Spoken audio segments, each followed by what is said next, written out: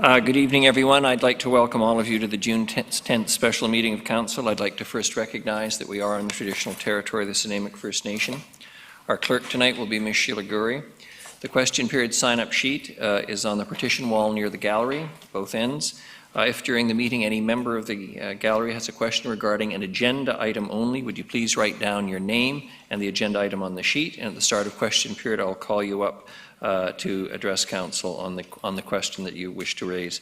And the first item on the agenda is the introduction of late items, Ms. Gurry, and I understand we have a number. Yes, thank you, Your Worship. There are a number of late items this evening. For agenda item 8, delegations, we're adding a delegation from the grade 4 and 5 class from Cedar Elementary School. For agenda item 10A and B, development variance permit applications number DVP 376 for 903 Park Avenue and DVP 383 for 917 Park Avenue, we're adding a delegation from Tamara Rowland from Tectonica Inc. And that is agenda item 10A and B. Agenda item 10C, rezoning application number RA422 for 111 Terminal Avenue. We're adding a delegation from Jyoti Gandam on behalf of the applicant Cannabis Stores Company. We're adding agenda item 11A, bylaw status sheet for information. And for agenda item 14A, the motion brought forward by Councillor Hemmens, we're adding the following delegations. 1, Jake Thorburn, 2, Shelby Drope, and 3, Lawrence Reaper. And that's it, Your Worship. Thank you very much. A motion for approval of the agenda as amended. So moved. Seconded, Councillor Brown. All those in favour? Motion carried. Thank you very much. A motion for the adoption of the minutes is circulated. So moved. Moved by Councillor Hemmens, seconded by Councillor Brown. All those in favour? Motion carries. The next item is the Mayor's report. A number of things to mention. We have had the Gay Pride flag raised at City Hall on June the 14th, and that will continue to be up until tomorrow. In addition, we had the Bastion lighted in Pride colours, and I think I can happily report to the community at large that based on estimates from the police, placing the crowd at 20,000, it was a pretty incredible turnout for a community of our size. Speaking to the issues of diversity and acceptance and tolerance, and I think Nanaimo needs to give itself a pat on the back for participating the way that it did. Virtually all of Council was able to attend, and it was a grand day, to say the least.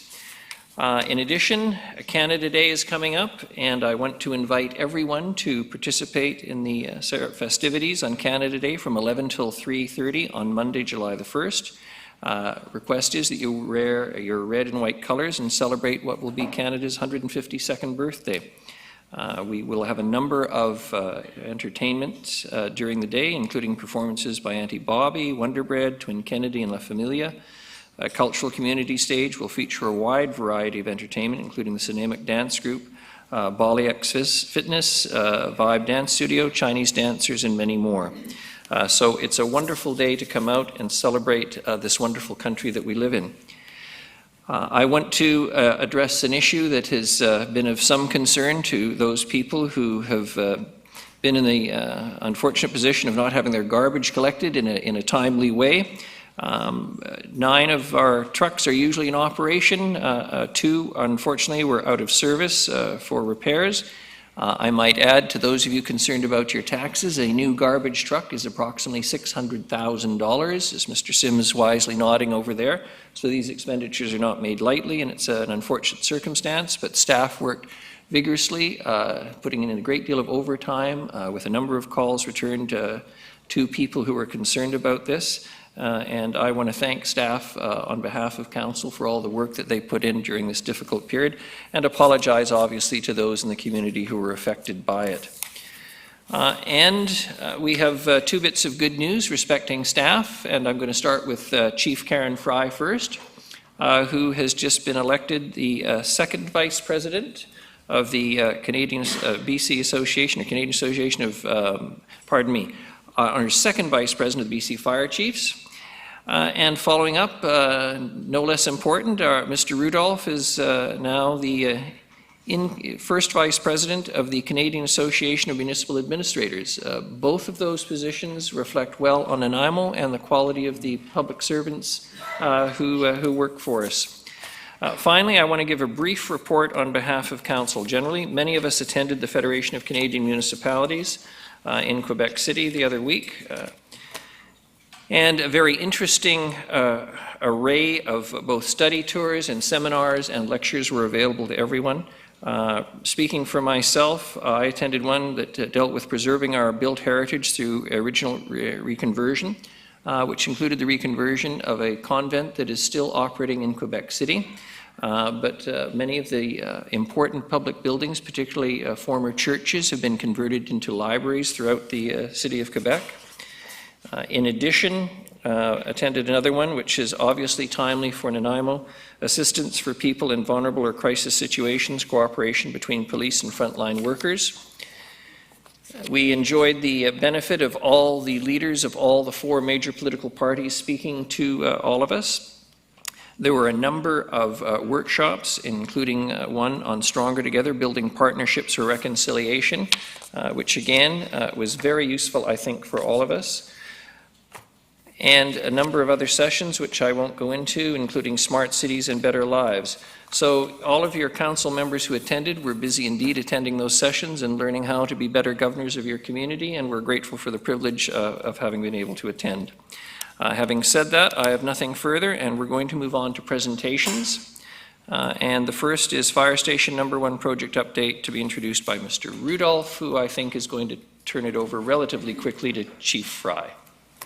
Yes, Your Worship, this is a major capital project for the city, and there's an interdepartmental team of management, including I am the chair of the management committee that's overseeing the project charter, and this is the first of a couple of briefings to council in terms of the project status, and Chief Fry knows eminently more of the details of it, so I just think we'll turn that right over to her to go through the slide deck and explain the status of the project and so forth.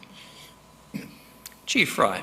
Well, thank you very much, Your Worship and Council. And if I may just take a moment, through Your Worship, I'd like to just pay a close bit of awareness and gratitude for all the young people sitting in our audience today, because they're going to be the recipients and long-standing users and engaged with this new fire station. And I really would like, very proud of all the young ladies in there, and that they should know that they can strive to reach anything they want in their future, and it is open to them to reach greatness. So I'll get on to business. So we want to talk a little bit about the agenda I'm going to go through here. I'm not going to take much time. I'm going to go through a little bit of our project overview, our progress to date, a little bit about our lot consolidation. You'll get to see some designs, temporary or still in the draft stages, and then our next steps. And as part of this, we are committed to giving quarterly updates to council. So as we move through this project, or more frequently if need be, today I'm not asking for any decisions, it's just really a briefing on letting you know where we're at. And it's just being really proactive. So our project overview. My fingers. So as we know, the project scope, it's a new fire station at the current location of Fitzwilliam and Milton. It's in the heart of our downtown, and it serves and currently serves or responds to over 40% of our incidents. We're going to combine it with only our fire operations, but our emergency coordination center, our fire dispatch that serves 25 communities across the Mid-Island, and our office and administration, and our fire and prevention staff right now. Currently, we're running out of 2 separate facilities, and we'll be consolidating them all into one. And once that is built, we'll be demolishing the current Fire Station 1. The project schedule, so the next update is we're hoping to go to tender for construction in December of this year, and looking for occupancy prior to September 2022.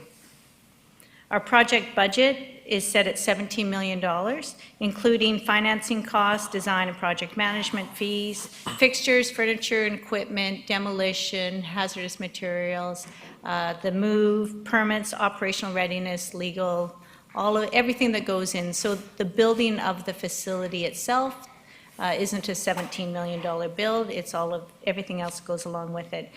And we were successfully received funding through electoral approval.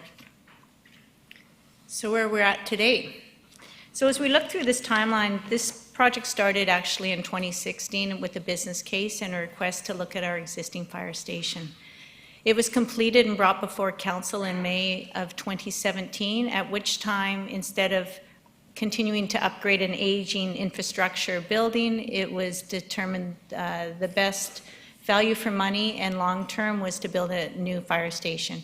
2018, we were approved through our electoral borrowing. In October of this year, we hired an owner's representative. I am not a project manager and I am not a builder. That might surprise some of you, but we need to find people working for us that have this business and will do the best job for our city. And with that, what we have done is we're running this whole project using our new project management strategies all the way through the project. We have a steering committee with Mr. Rudolph, Mr. Sims, and myself, and obviously our owner's representative. We appointed our architect after having a request for proposals, meeting through that. We have cost consultants. So cost consultants help us keep this project on budget. And they really look at every aspect of it, various throughout the project life cycle, to ensure that we are being as cost efficient as we can. We've done some environmental phase of the existing site, and geotechnical investigation has been completed. We've signed off on the floor plans where we engaged our fire staff. So our operations staff, including the firefighters that are in the building, the dispatchers that will be running in the dispatch center, our communication staff, and as well with other city partners, including IT and Public Works.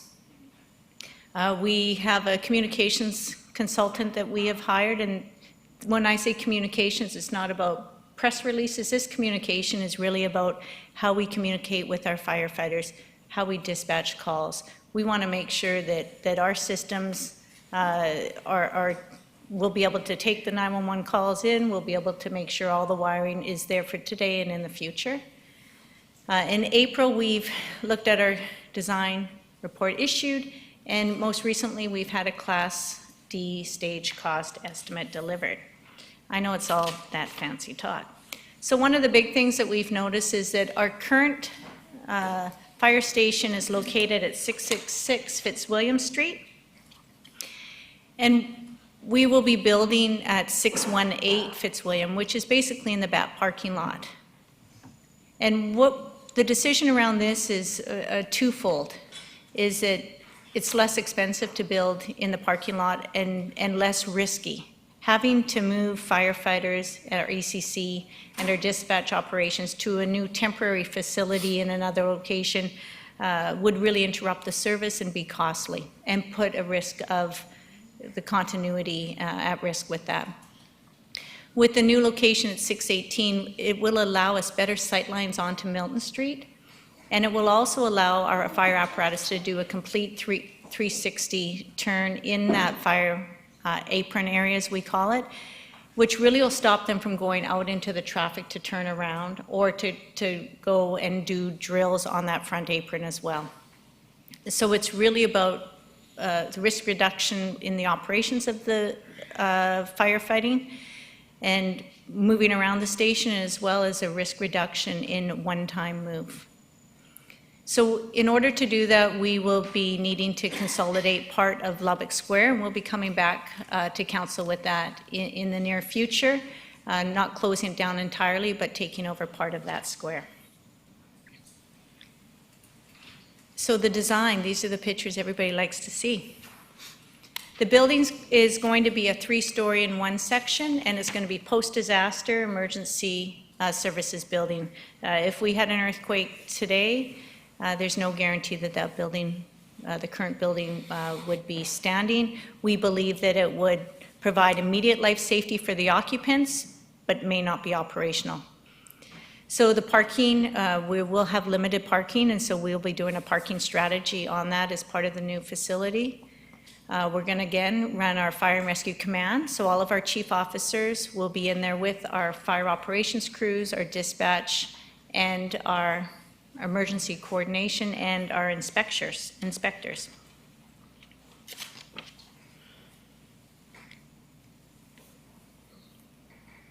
So the facility design, and I may go over this a couple of times, but I'll just talk to a couple of the slides here. You can see where the new Fire Station 1, it's going to be closer to the corner next to the Community Services Building. The entrance is going to have a grand entranceway off of Fitzwilliam because we want to be a pedestrian-friendly city. And this is the heart and opening of the downtown, and that's really important to us as well. But saying that, it's still an operational fire station, and we run emergencies inside of that, so it needs to be operational and functional.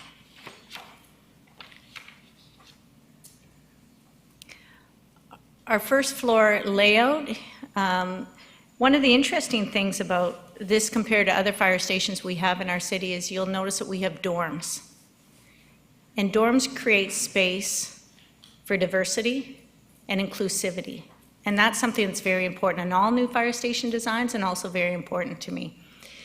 With the fire crews originally in some of the earlier drawings, it didn't look like this, and they really wanted to maximize their turnout times. So we have 60 seconds to get from the furthest station or furthest area of your station onto the truck in order to be able to serve our community within our 6-minute mandate.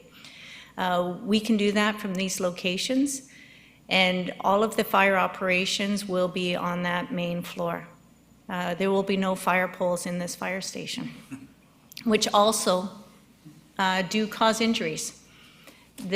So all of their operations will be on that main floor. That's about that floor. So you can see we have 2.5 truck bays.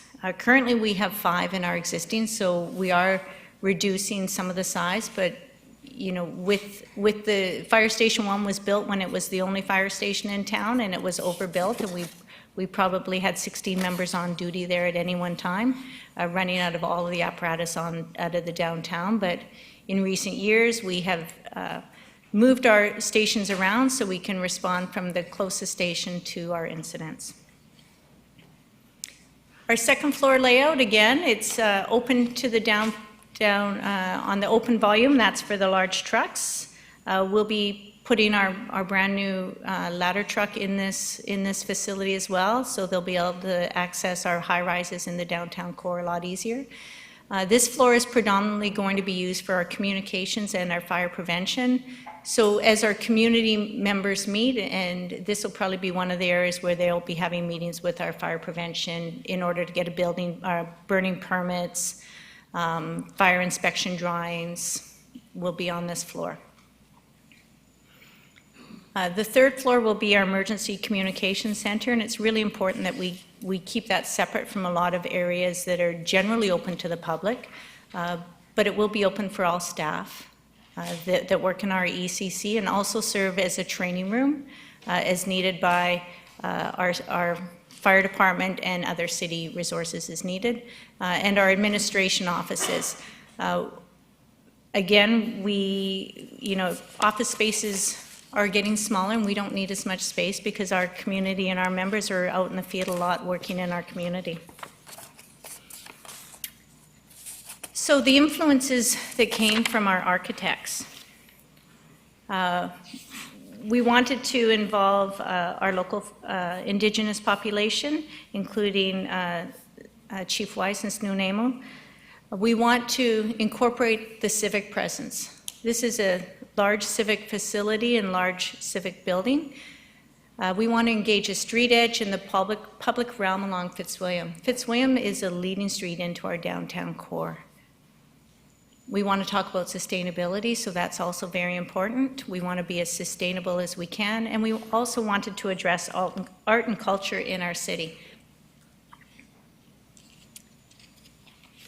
So one of the things they will be looking at is a strong definition of the entrance to the downtown core, using contemporary architecture of the time. I was thinking And it's really going to be clear that it's a public building. And one thing we heard when we had some early introductions with the council, or with the developers, was let's make it look like a fire station.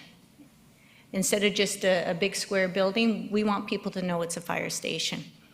We also want to engage our street edge in a public realm. Well, it might not be generally open 24/7 for the public to walk in and access.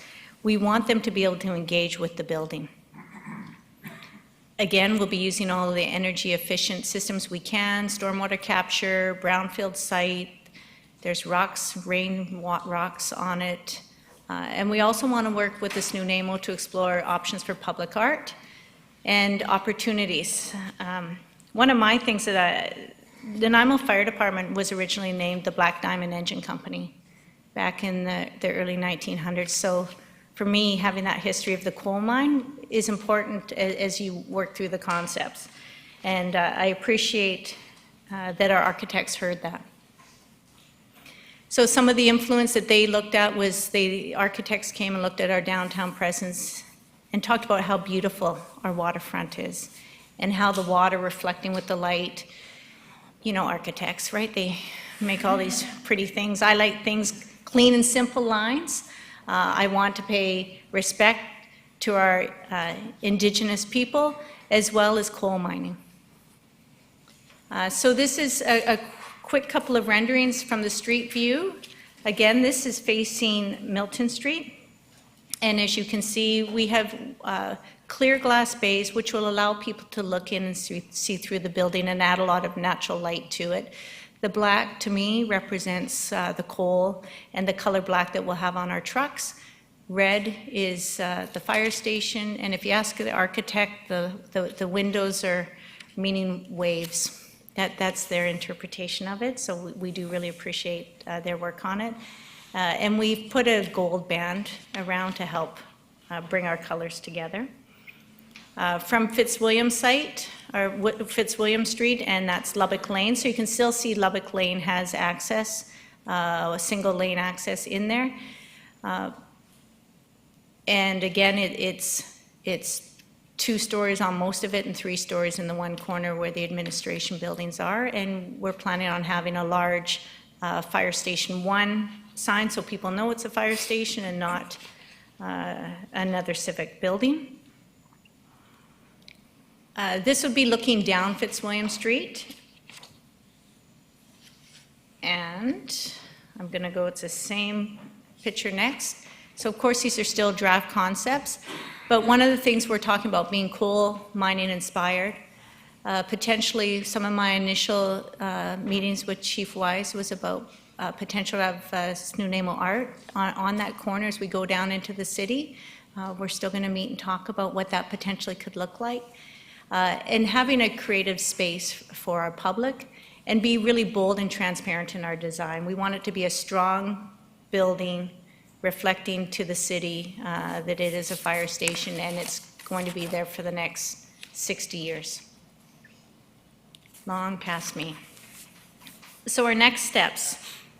Later this month, we will be having a public information center or session, and we'll be doing that at Fire Station number 1, and we'll be opening up to our neighbors and businesses in our community that may have questions about the fire station.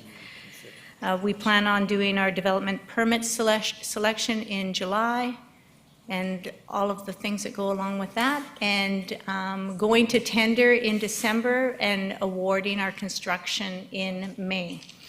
And then in September, because nothing happens between May 2020 and 22, but all of the magic happens and we'll be moved into the new station in September of 2022. And that is your update for now, but I'm open if there are any questions or comments. Thank you very much, Chief Fry. Councillor Bonner. Thank you, Worship, and through you to Chief Fry. I love the design. The colors, instead of gold, if you go with yellow, you will have the 4 colors of a traditional medicine wheel of yellow, black, white, and red. And that would be recognized throughout North America. So just a suggestion. Thank you very much. Councillor Kesselbrock. Through the mayor, thank you, Chief Fry. I'm just curious, the third floor, will that be the central emergency command center, like say if there was an earthquake or something like that in the community? Through your worship, yes, that's where our, not for the general public to go, but where our city will be mitigating the disaster and coordinating response efforts through that, yes. And to follow up on that, if I may, what type of added infrastructure and considerations are outside that the architect consults with to ensure that it has all the backup generation and sort of redundant systems to ensure that it has everything it needs during those times? Through your worship. So we've have our communications consultant, and that's part of it, is that it's an operational ECC. So I'm not going to give away all the secrets in open, but it would be things like having separate servers, standalone systems. We're going to have a generator that'll run the building for several days on its own that we can fill up with fuel and keep it running. And then it will be seismically up to the latest standards as well. Does that answer your question? Yeah. Thanks.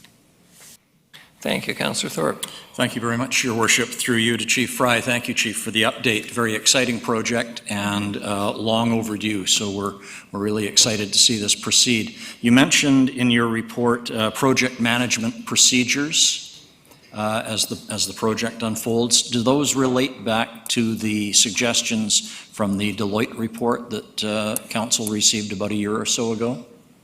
Through your worship to Councillor Thorpe, exactly. So that this fire station was actually identified in some of the earlier ones that we were going to start initiating some of the project management framework that came out of the Deloitte report. So this is the first biggest project. I'm sure Public Works and Engineering are using them all along, but as far as building a facility, this is following those recommendations. Excellent, thank you. Yeah. Thank you very much, Chief Fry. You're welcome, thank you. The next item is delegations, and I'm looking at the list. We have 6, and the last is the Cedar Elementary Grade 4-5 class, and I'm wondering, Ms. Gurry, if I can exercise mayoral privilege and suggest politely that the 4 and 5 class children be entitled to address council first ahead of the adult members of the audience who wish to be delegations. Thank you, Your Worship. You could, with consent of your council, if they agree with you, then yes, you could do that. And I'm sure as parents, all of them, they'll all pretty much agree with that, won't they? Yes, very much. Thank you. I knew we'd get unanimity on this issue, and I'm sure the parents will be grateful, as are the students. So I would like to call forward for the first delegation to be heard tonight, the Cedar Elementary Grade 4-5 class regarding the impact of plastic on the environment. And the same adult rules apply. 5 minutes. At 4 minutes, the light will go orange, yellow, and you'll know that you've got 1 minute left. So in the meantime, I'm going to ask your teacher, I presume, to come up and lead you to the podium and thank you in anticipation of your presentation.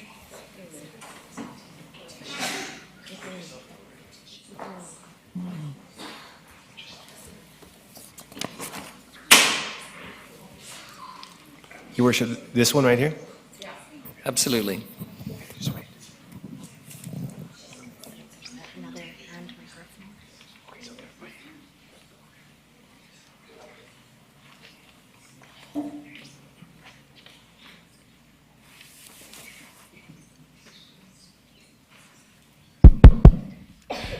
Use this one. Use this one. Do I? You just talk right into that microphone. Yes. Okay. And maybe stand there so they can see. My name is Bella. We are calling a ban on sales of single-use plastic water bottles in Nanaimo Regional District. It is a horrible waste and is killing our environment. The quality of Nanaimo's tap water is as good or better than bottled water. Hello, my name is Tyson. For 1 year of oil used to make plastic water bottles, you could fuel 1 million cars. Hello, my name is Paige. 93% of plastic bottles are not recycled. Most end up in the dump or in the ocean. The total amount of bottles sold around the world per minute is 1 million. Only 10% of all recyclable plastics ever actually get recycled. Hi, my name is Marcus. Fish and whales eat plastic. We eat these fish. Every minute, one garbage truck load of plastic is dumped in the ocean. That is 1,440 garbage trucks per day and 525,600 per year.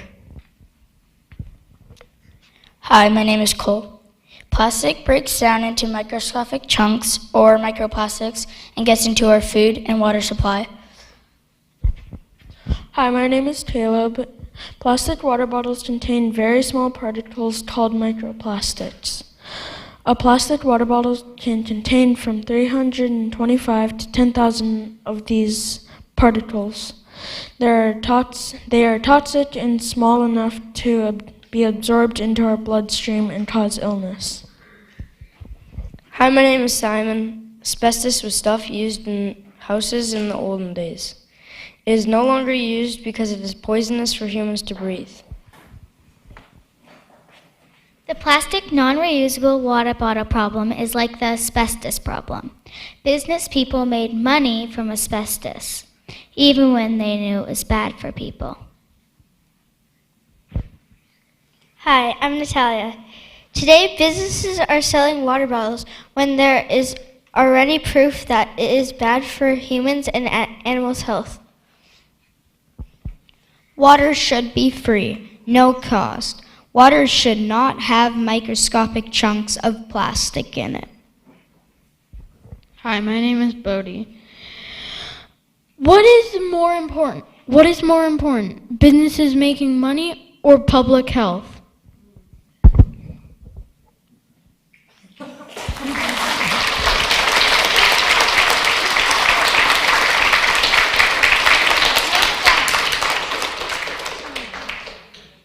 Thank you very much. Notwithstanding the prohibition against clapping and other demonstrations in council chambers, I'll overlook this tonight, given that council appeared to lead off quite appropriately.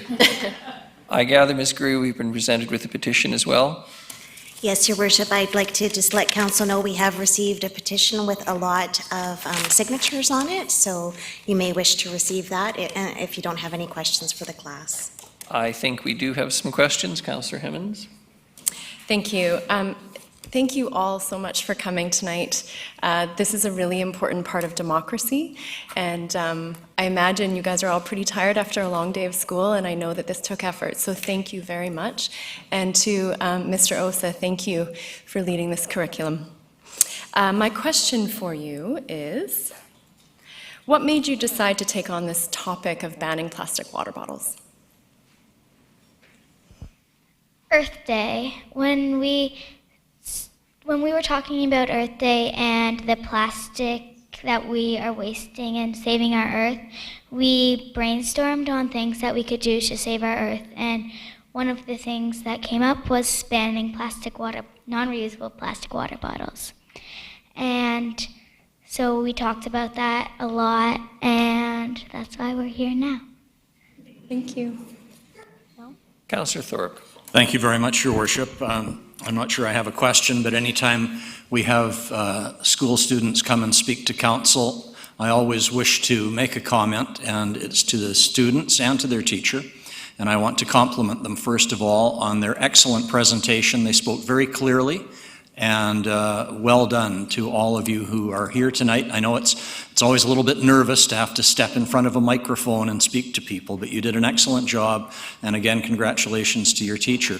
I have two bits of good news that I'd like to share with you that I think some of you are already aware of, and that is, number one, the city of Nanaimo several years ago decided not to sell plastic water bottles in our city facilities anymore. So we have started to recognize that problem that you're talking about. And secondly, 2 years ago, the Regional District of Nanaimo actually passed a motion to send to the federal government in Ottawa, urging them to take action to stop the amount of plastic being put into our oceans and try and reduce the harm that's being done that way. So I think we recognize it's a very serious problem, and I'm really pleased that you've brought it again to our attention. Thank you very much. Councillor Gesselbrock. Through the chair, I would like to thank the class and the teacher for the very important work that you folks are doing.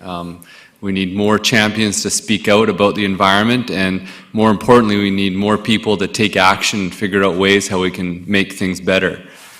So my first question for you is, I'm curious, what else are you doing in your classroom at home to reduce the amount of plastic and other garbage that gets thrown out?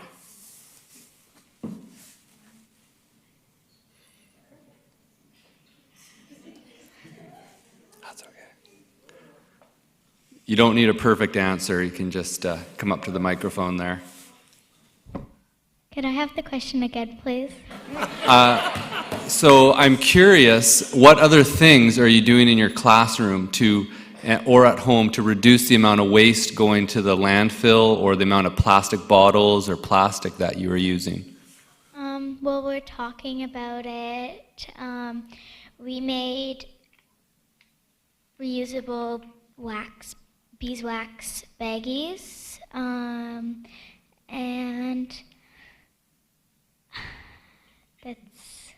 we just talk about it a lot. So yeah. The political phrase you want to use is raising awareness, educating the public. So another follow-up question, if I may. We at the council here are taking plastic and waste and garbage really seriously. However, we know that we can't do it alone and that we need everybody to work really hard at it. And so my challenge to your class, and I'm going to ask the question if you're willing to do this, is to try to start a zero waste challenge in your classroom and maybe spread it to other schools to see if your classroom can produce zero waste. So that's looking at all the different things that comes into your lunches and into your classroom, and see if you can kind of make it disappear in a way that doesn't go to landfill. Are you interested in taking on that challenge?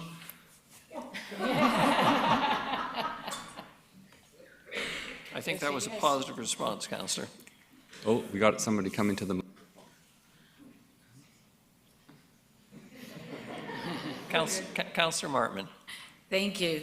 And through the mayor, to all of you, thank you so much for being engaged and for participating and for coming forward.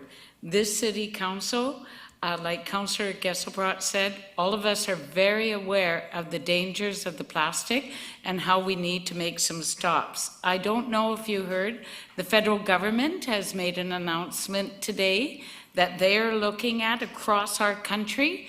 But this city council, one thing we are doing is having our staff research how we can stop the use of single-use plastic bags in our city. So keep up the great work, and you will be future leaders of this world. So stay on top of it. Thank you.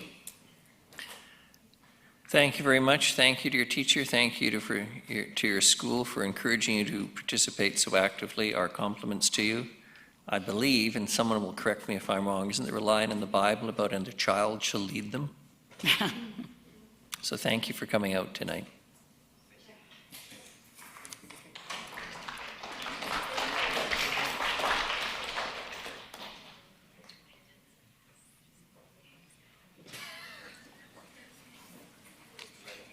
The next delegation is Holden Southward, and again, I repeat, it's 5 minutes. At 4 minutes, the light will change, and we'll finish the presentation. Mr. Southward. Thank you very much. I guess that little delegation came just in time. I guess President Duterte from the Philippines got a little gift coming back to us. It's 69 containers of our dirty diapers and plastic. They don't want to take our garbage anymore, and I don't think we should be sending garbage overseas anymore, too.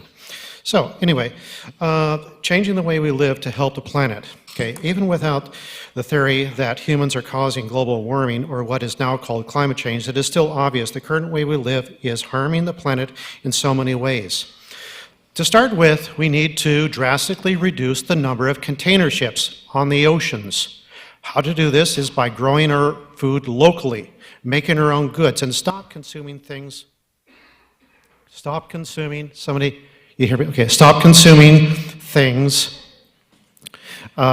that are not a necessity. The pollutants and the CO2 emissions are enormous from these approximately 60 to 90,000 container and cargo ships traversing the seas. The reason why I say 60 to 90,000 is I've seen many reports. Just understand there's a lot of them. Cruise ships are only a small percentage, but are in constant motion and use the same dirty fuel as cargo ships. And that is the leftover goo from oil refineries. From the materials to build these monsters and the sheer waste of food, cruise ships are a testimony of extravagance, self-indulgence, decadence, ego that is taxing our natural environment and ourselves. If City Council has declared a climate change emergency, then these polluters must be turned away. Taxation on the revenue from these polluters visiting helps pay for the salaries and pensions for the people in government. It is a climate change emergency, and I call all noble people in government to cut their salaries by half and use all their pension funds to secure farmland to grow food locally and organically. Not just is the transportation of food and merchandise taxing on the environment, but so is the toxic practices of big corporate farms afar in regards to pesticides, herbicides, and growth hormones. Often the food we eat is making us sick. And the higher our country's medical expenses is, the more government is going to be sympathetic to the big polluters, whom they get a lot of money from. In World War II, we had the Victory Garden program because a lot of farm production was being sent to the Allies near the war zone. Today, we should have tax reduction incentives to encourage people who would turn much of their land into modern victory gardens for people whom are too busy, too old, or too lazy to farm their yards. We could have teams of volunteers to tend their gardens. Excess food could be collected and sold at farm markets and local grocery stores. If homeowners plant up to 3 to 7 fruit trees in their yard, they should be able to deduct the cost from their taxes to a $500 limit. Each year, the fruit will be gleaned by volunteers with a modest payment to the owner, and the fruit will be sold at local markets. Some volunteers could be selected from the young activists calling out for government to act on the climate change emergency. The lower the taxes and the cost of living is, the less likely some people will have to commute to Victoria every day for a better paying job to pay the bills here. Reducing traffic hours reduces CO2. 2 plus 2 equals 4, right? You need to understand that with this whole anthropomorphic climate change theory, there are dark forces using this as leverage to destroy our autonomy. The dark forces I talk of are the evil globalist cabal who wanted us dysfunctional, divided, and dependent on the destructive system of world trade, including their money and debt system that backs it up. The globalists support carbon taxes, but not real change to the system because they want a one-world government. My philosophy of self-reliance, self-ownership, and self-determination in our own regions is good for Mother Earth, our happiness, our future, and our sovereignty. Banning foreign ownership and controlling real estate prices is essential too. Otherwise, there will be nothing but debt, stress, and struggle for your future, unless the less ability we will have to make a better place for us and the planet. So maybe I'll just keep it short here. So any questions? Thank you. Questions from council? Thank you, Mr. Southward. You're welcome. I could speak this from my heart, but with only 5 minutes, I had to read off a script, so. Thanks very much. The next is the John Barsby Students' Council regarding Youth Climate Action Network.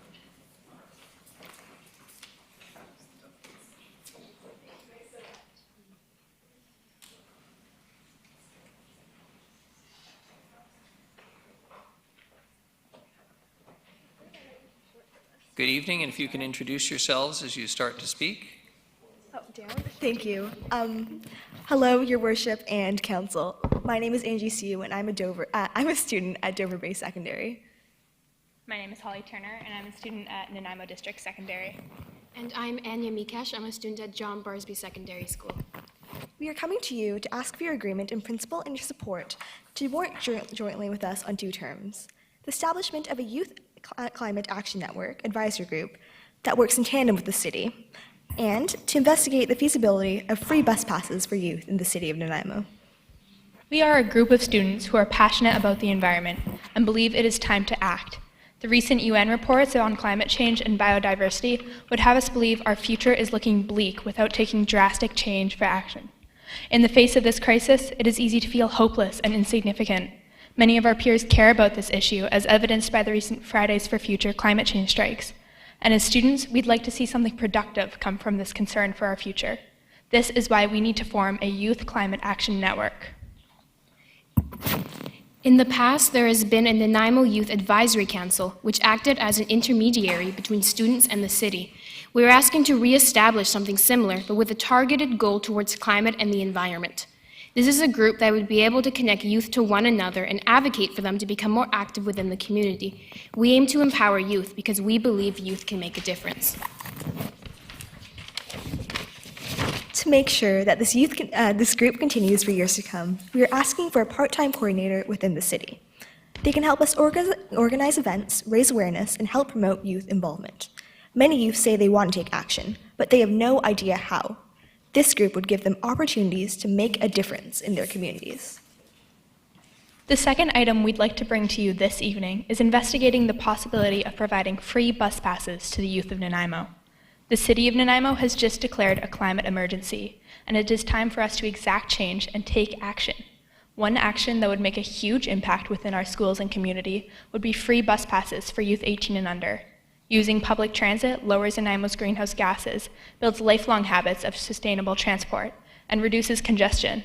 Other Canadian cities, such as Victoria and Vancouver, have already approved motions to provide youth 18 and under with free transit passes, setting a precedent for Nanaimo. Now is a critical time at which action must be taken. We hope that our community will see this need for change and act upon it. We would love to meet again to discuss this further. Thank you for taking the time to hear the voices and concerns of Nanaimo's youth. Thank you very much. Questions from council? Councillor Gesselbrock. First off, I'm really grateful that through the chair that you've taken the initiative to come speak to council today.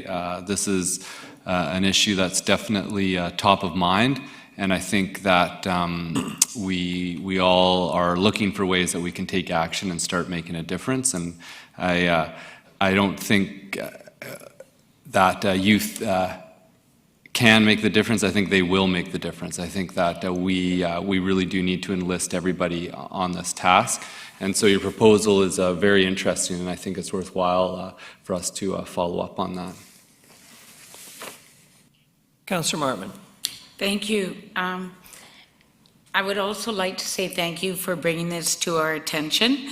Right now, City Council is working on some of our committees. We haven't finalized anything at this time. I do know, though, I think I can speak most or all of the council here. We want to engage youth. You are the leaders, like I said earlier. And so we will be keeping this top of mind and seeing how we will be able to include you in future committees or task force or roundtables or something like that. Councillor Brown. Yes, thank you, Worship. And thank you for coming and delivering this presentation and putting some pressure on us.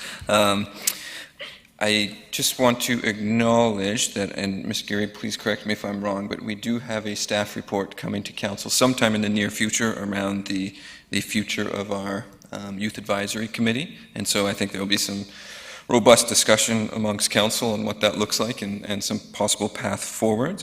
And with respect to the free bus passes for youth, I believe at the regional district level we have a transit fare review in 2020, and there's already a host of items that are entering onto that list of what that can look like, and I am fairly positive that this item will get put forward at that time and be considered fully, and the implications of it. So So thank you. And the other thing I want to highlight is that several members of this council sit on the climatecaucus.ca. I encourage you to check it out. I was just attending the video conference this morning, and one of the questions came up was, one, how do we, what is the role for folks that might not be elected to council to play? And the other one was, how do we utilize the growing youth movement to catalyze to change and really see that and capture that energy and be part of that energy and support the youth where we can. So I encourage you to check out the site. Sign up is open for anybody, and help shape that dialogue about what the Climate Caucus focuses on and looks at in the future. Councillor Gesselbrock? Thank you, Worship. Thank you, Worship. One question, I'm just curious, have you spoken to your school district yet about this idea and discussed, yeah? So we haven't yet, but we really would like to. We also want to reestablish, there was a green network between the high schools and some of the elementary schools where eco groups throughout the city would connect and discuss different environmental things, and so we would love to meet with the district sometime to discuss reestablishing that and maybe getting more funding for it. But as of now, we haven't brought this idea to the district. We are hoping to get on the agenda for June, is it 19th? 19th is what we're looking towards right now. Okay, excellent. Just to follow up on that, I do believe that your school district, or our school district, is setting their strategic plan right now, and I believe an environmental stewardship focus is being discussed. So yeah, it's a good timing to go speak with them. The other questions, is currently the green network among schools, it's no longer operating? Currently, we don't have that at the moment, but we're looking to bring back funding. And as you can see, we have a wonderful group of individuals who are really passionate about this. So that's definitely a possibility that we want to look into. The Youth Climate Action Network would be kind of a continuation of this green network to bring it even wider to youth who may not be involved in their individual schools, but still want to get active within the community. Wonderful. And one final point here, with the way that the municipal government works here, transit fits under, and 8 of us sit on the regional board, but it fits under the regional district of Nanaimo, which is a whole nother group that sits and meets twice a month. So it might be worthwhile to present to them on this idea of transit as well. Thank you. Councillor Bonner. Thank you, Worship. Through you to our delegation, I'm very much in favor of free bus passes for students under 18. When I'm riding on the bus in the mornings, I find it strange that people can drive to school for free but have to pay $40 a month to get there on a bus. I do have a question for staff, though, after all the other questions are done for me. Thank you. Councillor Brown. Yes, thank you, Worship. I realized I delivered comments and didn't actually get to my question, so... no comment. I just wanted to know whether you were aware that last Wednesday there was a motion by the school trustees to consider declaring a climate emergency with some specific actions. We're not aware. Yeah. Okay, well, then I would encourage you to follow up on the outcome of that motion and any potential actions the school district's taking. Thank you very much to the 3 of you who came to the mic, and thank you also to the rest of you who've come out tonight to support your friends. I assume you're all part of the same network, and you're to be complimented for your passion and your interest. Thank you. Thank you, guys. Councillor Bonner, you have a question for staff? I do. Thank you, Worship. My question is, in the presentation, they asked for a part-time coordinator from the city. I'm not holding you to anything, but I believe in our last budget, we approved the hiring of an events coordinator or something. Is that a role that person might help out with without holding you to it?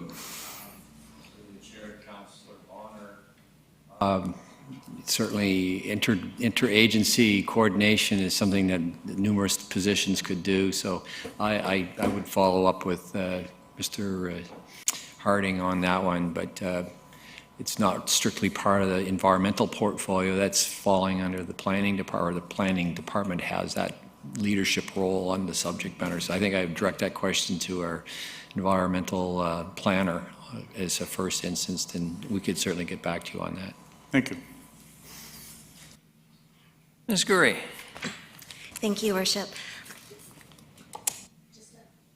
Just to follow up on what Mr. Rudolph was saying, with the Environment Committee that you have decided to strike, the staff are working on terms of reference that will come back to you.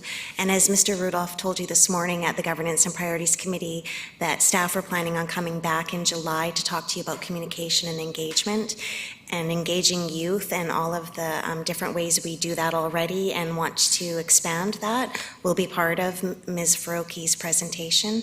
So that and the Youth Advisory Council Committee that is coming as well could perhaps come that day to encompass this conversation and to not pass up on this youth participation and engagement.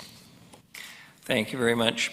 The next delegation, John DeCombe, regarding revenues and costs associated with the Bylaw Department. Mr. DeCombe.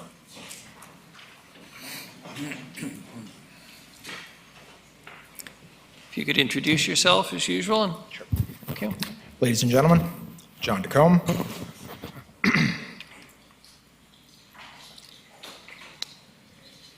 Some of you have recently argued that there are no major savings or efficiencies to be found within the city. I disagree. And savings and efficiencies don't need to mean job cuts or staff working harder or a leaner local government. It means giving frontline city staff the tools they need to work smarter, to increase productivity and increase efficiency, to reduce costs and increase revenues. Doing that is a win-win-win for staff, council, and taxpayers.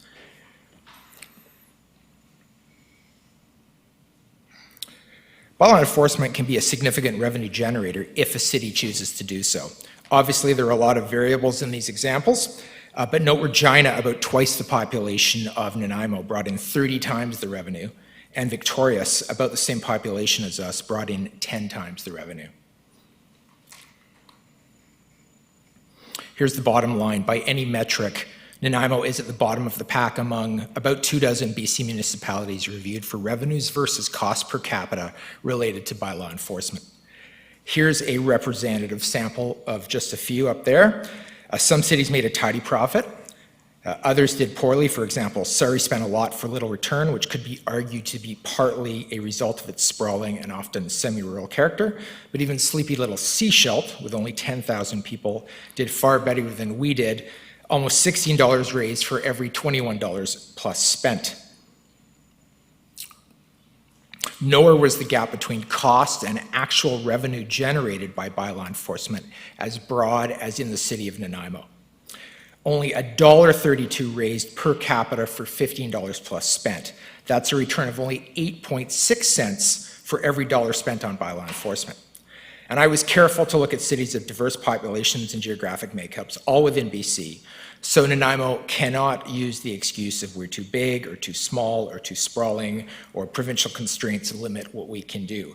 And I'm not discussing Canadian cities outside BC where revenue generation from bylaw enforcement is so lucrative that many cities factor it into their budget cycles.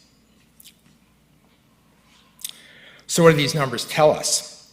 Currently, Nanaimo is spending lots of money for little return, either in monies raised or negative behaviors changed. And because few negative behaviors are being changed, public complaints will continue to rise, which will mean yet more bylaw officers to respond to an increasing number of complaints ad infinitum. Badly written bylaws, inefficient enforcement, old technologies, and a very low rate of fines being issued and then paid means that Nanaimoites will increasingly pay a lot for little return unless crucial changes are implemented. So one of your biggest challenges, you have multiple poorly written bylaws. Due to time constraints, the only example I will give is from Consolidated Highways Bylaw 5000.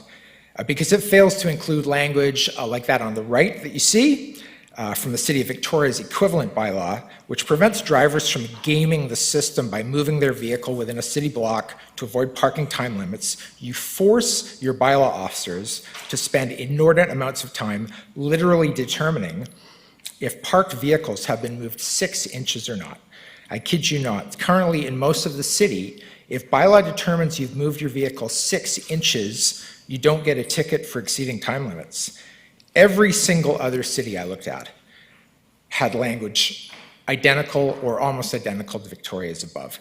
This is a massive waste of your staff's time, at least to far lower revenues for the city of Nanaimo, and it also reinforces negative behavior by offenders. So how do you start raising revenues? Mr. Dacombe, please. You need to give your frontline officers the tools they need to be successful. Rewrite poorly crafted bylaws, enact a public bylaw enforcement policy, as recommended by the BC Ombudsperson in 2016, use 21st century technology to track and enforce complaints and operations, and finally, and most importantly, start handing out more tickets and actually collecting on the fines. You have a choice in 2020 and beyond. You can raise taxes above rate of inflation, or you can start finding efficiencies, raising revenues from other sources, like people who make the rules.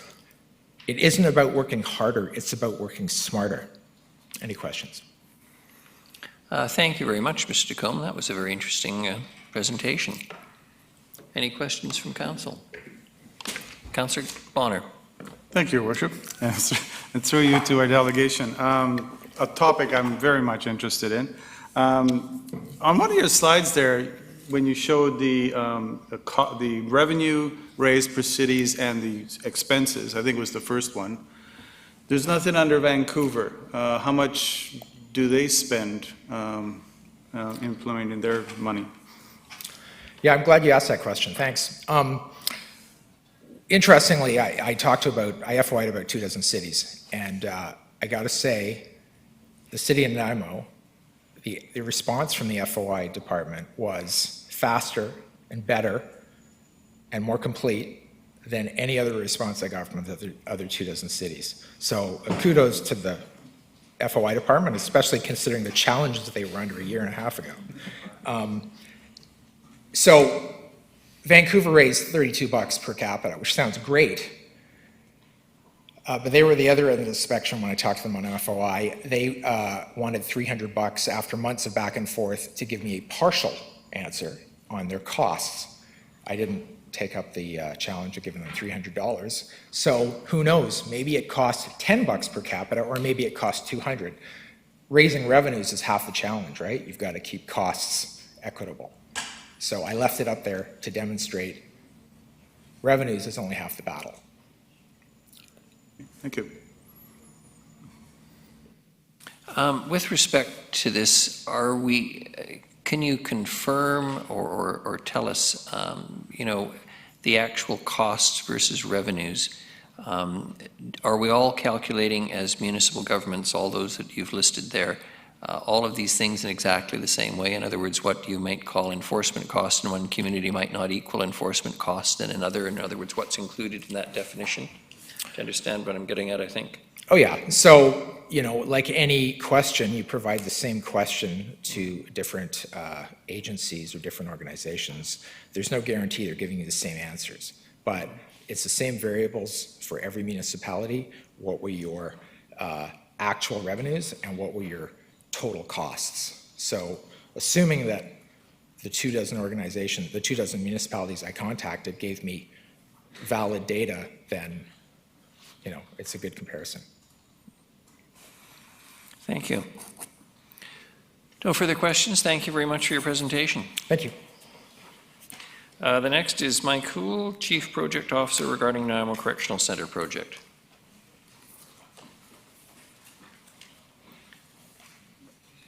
Mr. Houle, and you know the drill. I do. Thank you, Your Worship and members of council, and privileged again to present before you, and I thought that was a gift. And members of your community for inviting us here to speak before you today. Out of respect to your 5-minute limitation, we won't be going through a lot of new detail today in consideration of project items or information you have received in the past. However, I will do what I can during the question and answer session to provide more information and a bit of a surprise at the end of the presentation with respect to the start of our public process, which I'll be able to share, which will provide you a bevy of information as well. So without further ado, I do want to recognize several members of my team that have joined me here today, notably because they are either working in your community today or will be working within your community over the course of the next 4 years, bringing the Nanaimo Correctional Centre to reality. And without naming their names because you've met them in the past, They include some of the most experienced and dedicated public service folks that I've worked with in the course of my career, from retired wardens to active wardens to folks who've worked in the corrections industry from a capital perspective for the better part of the last 2 decades. And I've been with these folks on or off correctional center projects since the frankly, since the late 1990s. So pleased to say that we brought to this project what I would consider to be the most capable team I've worked with in the course of my career. So, and the good news about that is that we've been already working extensively in your community with either the municipality itself, local First Nations, and other special interest groups that have interest in the activities of our correctional center and what we intend to do in the future within it. I would describe our interactions to this point to being incredibly positive and supportive. We're really quite pleased with the reception we received, particularly from the city of Nanaimo and the First Nations communities that we are working with. I can tell you that to this point, there are no roadblocks. There is nothing standing in our way. So it's all good news from this point. So a bit about Nanaimo Correctional Center. Originally established in the 1950s as a Brandon Industrial School for boys, it was converted to an alcohol and drug treatment center in the 1970s. In the early 1990s, when it began its tenure as a correctional center, an open custody correctional center for men. And since the time of its original operations in the 1980s, a number of security upgrades and changes have been made to the facility over the course of those number of years. But suffice it to say, the nature of its mandate has not changed substantively over that period. A capacity of approximately 190 cells or staff, with staff and contractors totaling 125. Current health services are delivered by the Provincial Health Services Agency, and its programming is what you would expect from a medium custody center that specializes and delivers some of the most globally recognized programs in the world. Many of you would have heard of the Guthrie community, a program that really is changing the lives of a special class of inmates that are personally committed to returning to community in as a positive fashion as they possibly can, while at the same time looking at the success of that Guthrie community, we recognize that it also has leading edge results, that it is optimizing individuals' capability to return to community and integrate successfully back with their family and with the resources that they need to have necessary to be successful. All of these things are happening today at the Nanaimo Correctional Center. A few other things that are happening. We deliver a GED or graduation, high school graduation program to our education facilities. As one would expect, in consideration of the high degree of overrepresentation of First Nations people in our correctional centers, a good deal of Indigenous programming is going on, and what you would generally expect from a facility of this kind around rehabilitation and life skills training. So why replace this center? In the 1950s, this facility was not constructed to be a correctional center. It was constructed to do a number of other things, but a correctional center wasn't one of them. And while we have done a good deal of work over the years to make it more appropriate for the nature of our operating environment. Question, Your Worship? No, 1 minute. 1 minute.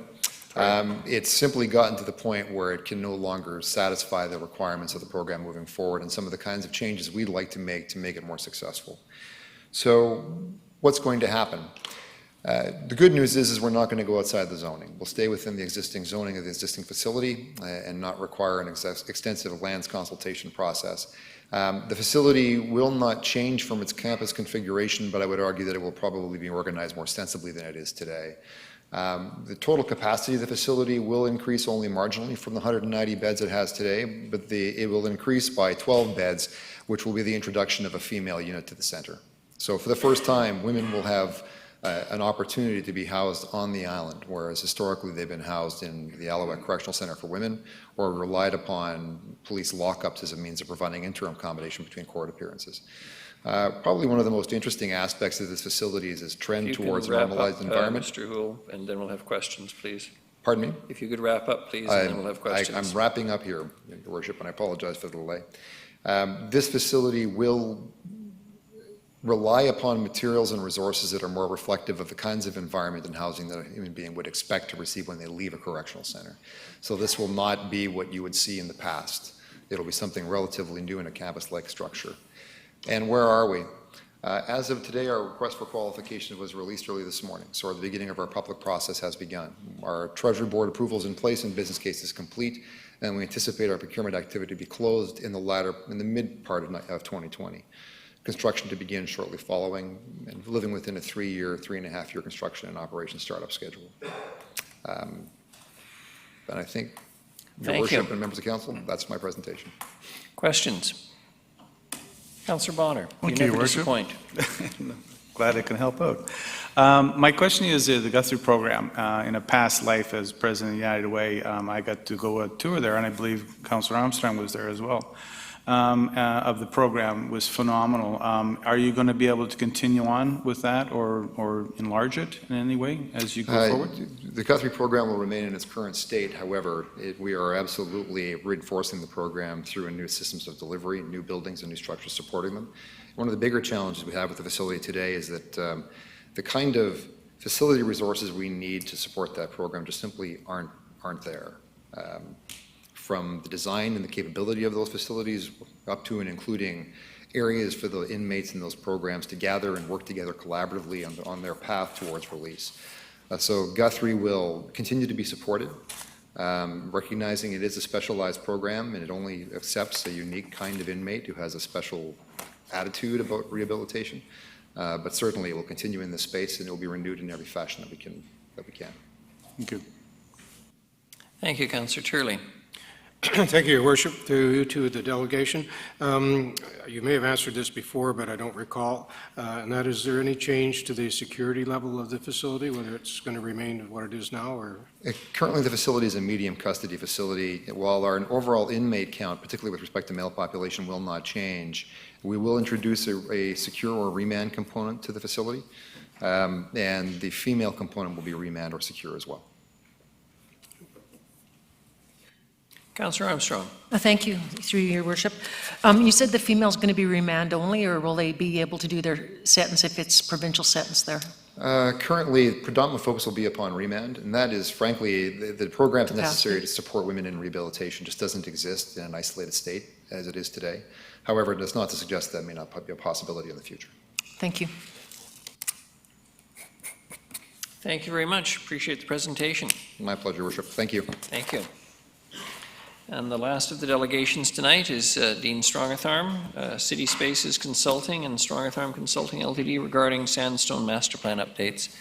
Mr. Strongatharm, welcome, and if you can introduce yourself.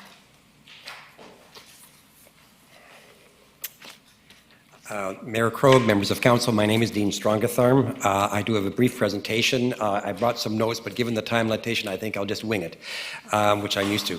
Thank you very much. This is about a planned development for the south side of Nanaimo. It's a very large, large development. It'll really set the tone for the south side of Nanaimo, and we're excited to be here to give a brief presentation. I think, what do I do here? Oh, I'm into my 5 minutes. Oh, it's, okay, now I've gone. Oh, it's upside down. My apologies. Once again, you can see where it is on the south side of Nanaimo. It actually will be a major gateway into Nanaimo from the south. I was born and raised in Nanaimo, and know for the most part the growth pattern in Nanaimo is basically in the Nanaimo North, and I think this is really something that will set the stage for future amenities and services to the Nanaimo South Side. This is the note, your OCP. The original master plan for Sandstone was actually adopted by council as an OCP bylaw in 2009. Over the last 10 years, nothing has occurred, unfortunately, because I think combination of economic conditions of the time, perhaps the capacity of the developer, and also some of the considerations in the current plan that were perhaps overly ambitious and uneconomic. Okay, what am I doing? About Seacliff. Seacliff is a developer. It's a Western Canada company that focuses on planned developments. It's an extraordinarily well-capitalized company. In fact, you will see if you did a title search, there was no mortgage on the property. They simply paid cash. They look at long-term investments. I think it's really, and a couple of projects you may know, of course, is Fairwinds in the Noose and the Royal Beach project in my city of Victoria. So this is really an opportunity they see for the long term. Once again, it's a little bit difficult to see, but we know where it's located, the corner of the Main Island Highway at the Duke Point turnoff. There are some of the lands that are located on the west side near the Cinnabar property. The focus of it is actually, though, between Duke Point and the Island Highway. You can see Cedar Road that also ties into it, and immediately to the east of the Cedar Road land is importantly is the Tsunamo First Nations land. In terms of the principles and values, the core principles and values of the original plan are remaining in place. This is really primarily about tweaking and identifying those things which, in fact, need to be changed to facilitate the development in a more timely way and to identify certain elements that really are less flexible. But the whole core is there will be significant opportunity for jobs. We've actually had Urbanics that has done an economic analysis for us. I won't bore you with those details now. Variety of housing options, a lot of green spaces identified, a complete community, and obviously a regional center. In total, there will be, it built out about 2,500 residential units, more than 1 million square feet of a combination of retail, and there already is 128 acres of industrial lands, which would allow for a couple of million square feet of industrial, service industrial business park development. In terms of what are the changes, although the plan was only done 10 years ago, there are, as mentioned, a number of things have happened in terms of our planning thoughts in the last 10 years. When you look at the current document, there are a number of things in it that are actually that are not as flexible as it should be. They're kind of prescriptive, and really in discussions with the planning department, who have been very helpful, there is a need for some changes and tweaks to it. One of the important things, though, is a transportation strategy. The original plan actually called for an overpass between the Cinnabar lands and actually the urban core of this, or the urban node of this project. Given this, between the railway properties, the 8 lanes of highway plus a highway, the actual highway right-of-way, the chances of doing that in terms of the economic feasibility are simply not there. So that's one of the key things that we're looking into. In terms of consultation timeline, I think importantly, we've had at least 3, if not 4 meetings over the past month, actually, with Chief Wise and the Nanaimo First Nations. We, in fact, are looking at ways of mutual benefit, and in fact, we are currently engaged in entering into some framework agreement with them, and we think that we're very excited about that. We met with the Chase River Community Association executive about 2 weeks ago. We are meeting actually with the association generally, actually on Wednesday of this week. There will be another meeting this time, and this will be coming back to council sometime early in the fall. Red light's on. Thank you. Well done. Councillor Turley. Thank you, Your Worship, through to Mr. Strongtime. I don't know if you can go back to the map of the actual outline of the property. Oops, this one here. Just let me go back. I think I'm there we go. And my question is, whereabouts is the regional district landfill? It's in the center. You can see where you see Cedar Road. Yeah. So that's the landfill right there. You can see the kind of light. It is in the middle. So it is in the middle. So yes. the thing is surrounding. Yes, and we've had obviously already discussions with the regional district, regional transit, but also the regional district on what's occurring there. At one time, going back to 2010, it was suggested that by 2025 the landfill would be gone. Mm-hmm. We realized that that's not the case, and so in terms of that also enters into the planning discussions with respect to changes to the OCP. Thank you. Councillor Bonner. Thank you, Your Worship, and through you to the delegation. I've read the Sandstone proposal online. It's on your website. The last update was 2009. It's a bit different than this drawing, and this one looks quite different in terms of the road structures and stuff like that. Yeah, one of the things in terms of one of the changes that we're making is not so much to, obviously we need to have the roads, but the roads will be changed. For example, there was originally an overpass leading into the kind of the pink section, Area 3, from what I'll call the Cinnabar lands on the west side. That is one of the things which I mentioned earlier in terms of the transportation strategies, to actually produce an overpass at that point for those lands that you can see there in Area 5, it's hard to see, simply is uneconomic. So we are actually working right now with transportation engineers. We've had some conversations, obviously, already with the Chase River Community Association, and we'll be developing those over the course of the next couple of months. The other thing I'd say is that the original plan had a detailed road layout, and to be honest with you, I'm not quite sure how they managed to get to that level of detail at this high a level. So once again, what we've done is try to simplify things, and we've done that in concert with the planning department. I should also add that one of the things that we'll be doing in the next month is we'll also, within approximately the next month after we've had some consultation, is so that council is looking at not only the OCP amendment, but we will also be filing the application for zoning. So you're going to be seeing the OCP amendment changes as well as the actual detail of the zoning bylaw, so that council, staff, council, and the community are kind of looking at the whole picture all at once. So that's also our intention. If I may, just follow up there. Actually, the overpass is what I liked in the original one, which isn't there anymore. But my question here is regarding density. You're significantly far away from the city. And the housing density, at least in the plan that's online now, is fairly low, right? Which always brings up the issue of taxation and how will we as a city 40 years from now be able to renew or repair all the infrastructure that you're going to be laying down here, and will we have a large enough tax base, which is, that was the first thing I noticed popped out in my head is are we going to be generating a large enough tax base with this development to pay for the infrastructure in the future? Yeah, two things I'll say very quickly. Number one of the things that we've actually had discussions with the planning department on is actually the original plan, the current one, we're looking at actually increasing the amount of industrial land and economic development land, point number one. Point number two, we'll also be providing you with some preliminary economic, Urbanics has done some initial report for us in terms of what the economic impact is to the municipality, what the tax impact is, what the DCCs are, and at build out in 20 years, the estimated property taxes in 2019 dollars is about $23 million a year. And that's for a 1 year of taxes. But you know, we are very mindful of that. One of the things we're also very mindful is also having enough residential density so that can make public transit work. We're very mindful, obviously, of when the kids were here earlier in terms of the environment. So that's also very much part of the strategy around the development. Thank you.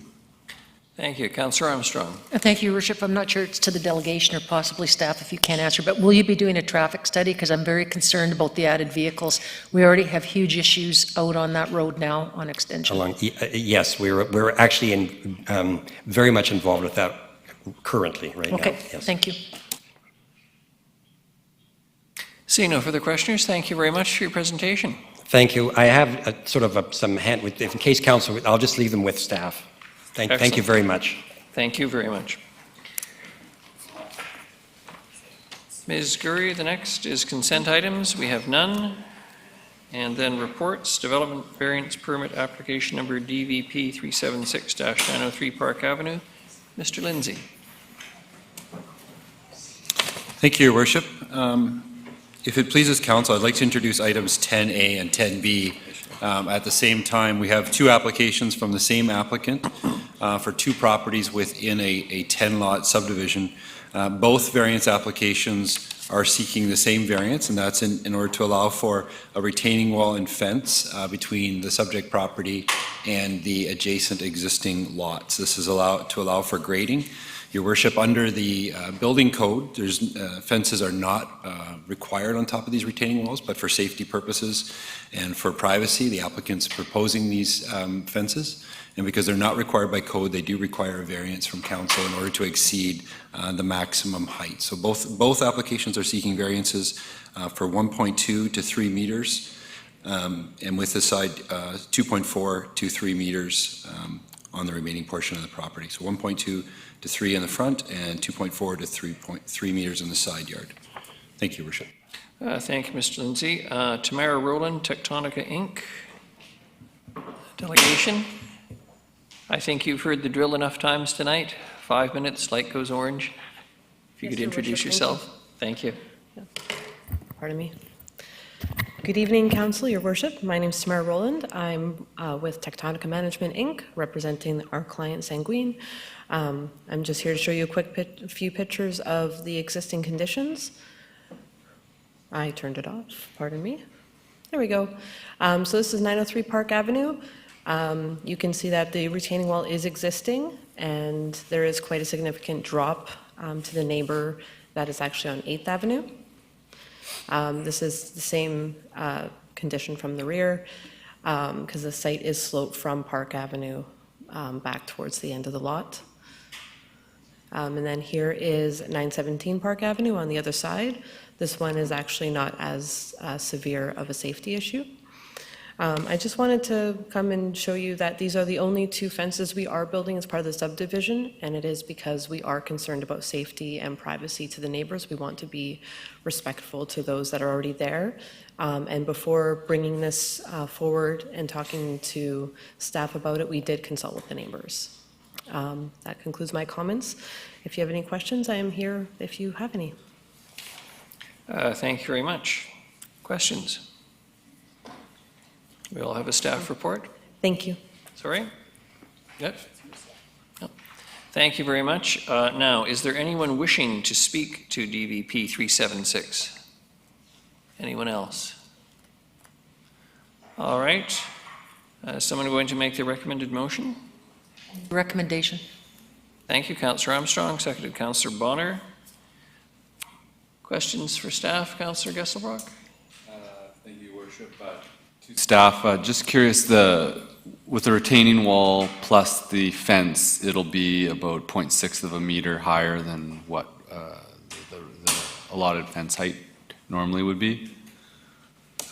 Your Worship, through Councillor Gesselbrecht, the total height will be three meters. So a normal or typical fence in a side yard is 2.4 meters. Okay, that gives you a bit of an idea.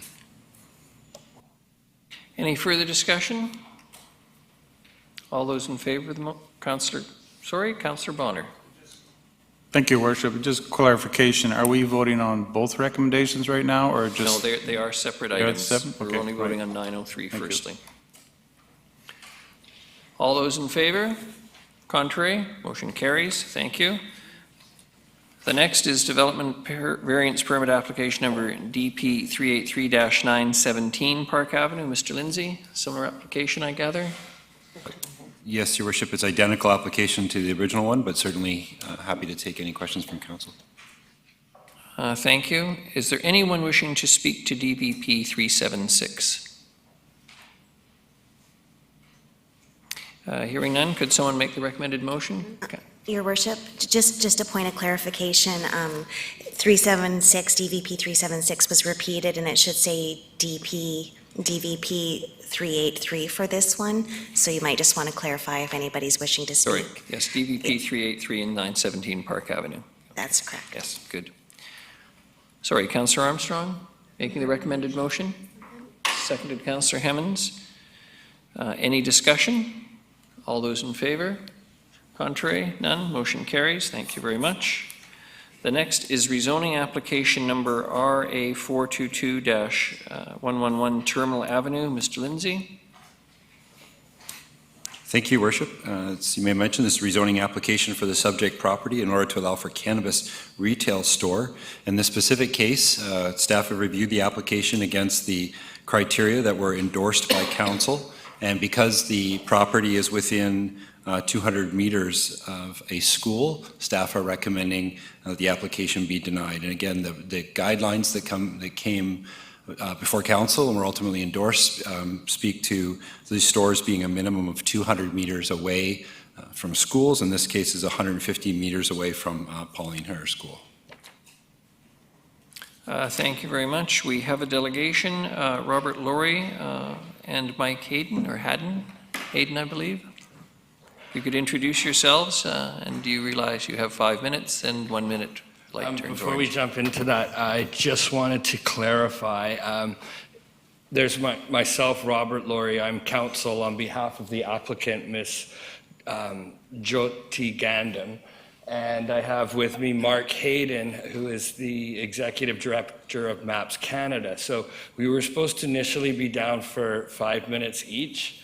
I just want to make sure that is acceptable, because it'll get messy with our time if we... Yes, we have them, well, we actually had you as 5 and Mr. Hayden included with you, and 1 for Mr. Grandam. Ms. Goury? Thank you, Worship. It does state in the bylaw, I don't have the section right now, but they could each have 5 minutes. They just can't give each other the time. Okay, in that case, I'll allow Ms. Grandam to start.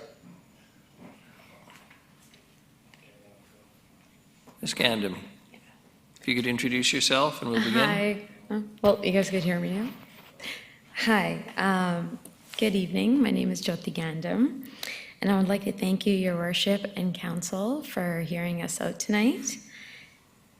I'll start off with who Cannabis Stores Company is. It's an established cannabis retail outlet with a municipally licensed location in Vancouver called Mount Pleasant Cannabis Store. This location has an application in good standing with the province. We know what it takes to get a community behind a business that is as polarizing as cannabis retail. We have a business model that puts the communities we serve before any profits we earn. We reinvest back into the communities by providing free programs like Kundalini Yoga, women's empowerment classes, group therapy sessions, as well as job replacement programs. And these are run by registered clinical counselors, social workers, HR specialists, and licensed practitioner nurses. And these are free programs funded through the retail location. At the heart of our business is a very knowledgeable team. We feel that a well-educated staff and a well-informed community creates the best environment for cannabis retail stores. We understand that we are currently facing 2 zoning issues. One being the application across the street, which is 140 Terminal Avenue, and a second is the elementary school 150 meters away. I did do some outreach, and I did contact the principal, Shannon Apland, on May 30th, and we had a telephone conversation regarding our location, which is a standalone building on the corner on 111 Terminal Avenue. And she told me she had no concerns because the school goes up to grade 7 and there's no students walking close to that highway. She's like, without a parent guardian, I have no concerns of you guys being there. So, which was nice to hear. I did reach out to Sprott Truck Community College across the street, where 140 Terminal Avenue will be located, their retail location. And I spoke to the director there, Brian, and we had a long conversation, and he was concerned with the store next door, but he was supportive with my store across the street. We were told previously that this would be a green zone area, so we already applied for a provincial license application, and this was probably over six months ago, and we've been holding the lease there as well. So I just wanted to bring this up to you guys and to let you know that what we do there is basically help the community. I am a social worker, and my work in Vancouver has helped me create this business model that's going to help the community in Nanaimo as well. I care about people, I care about mental health issues, and that's my specialization as well.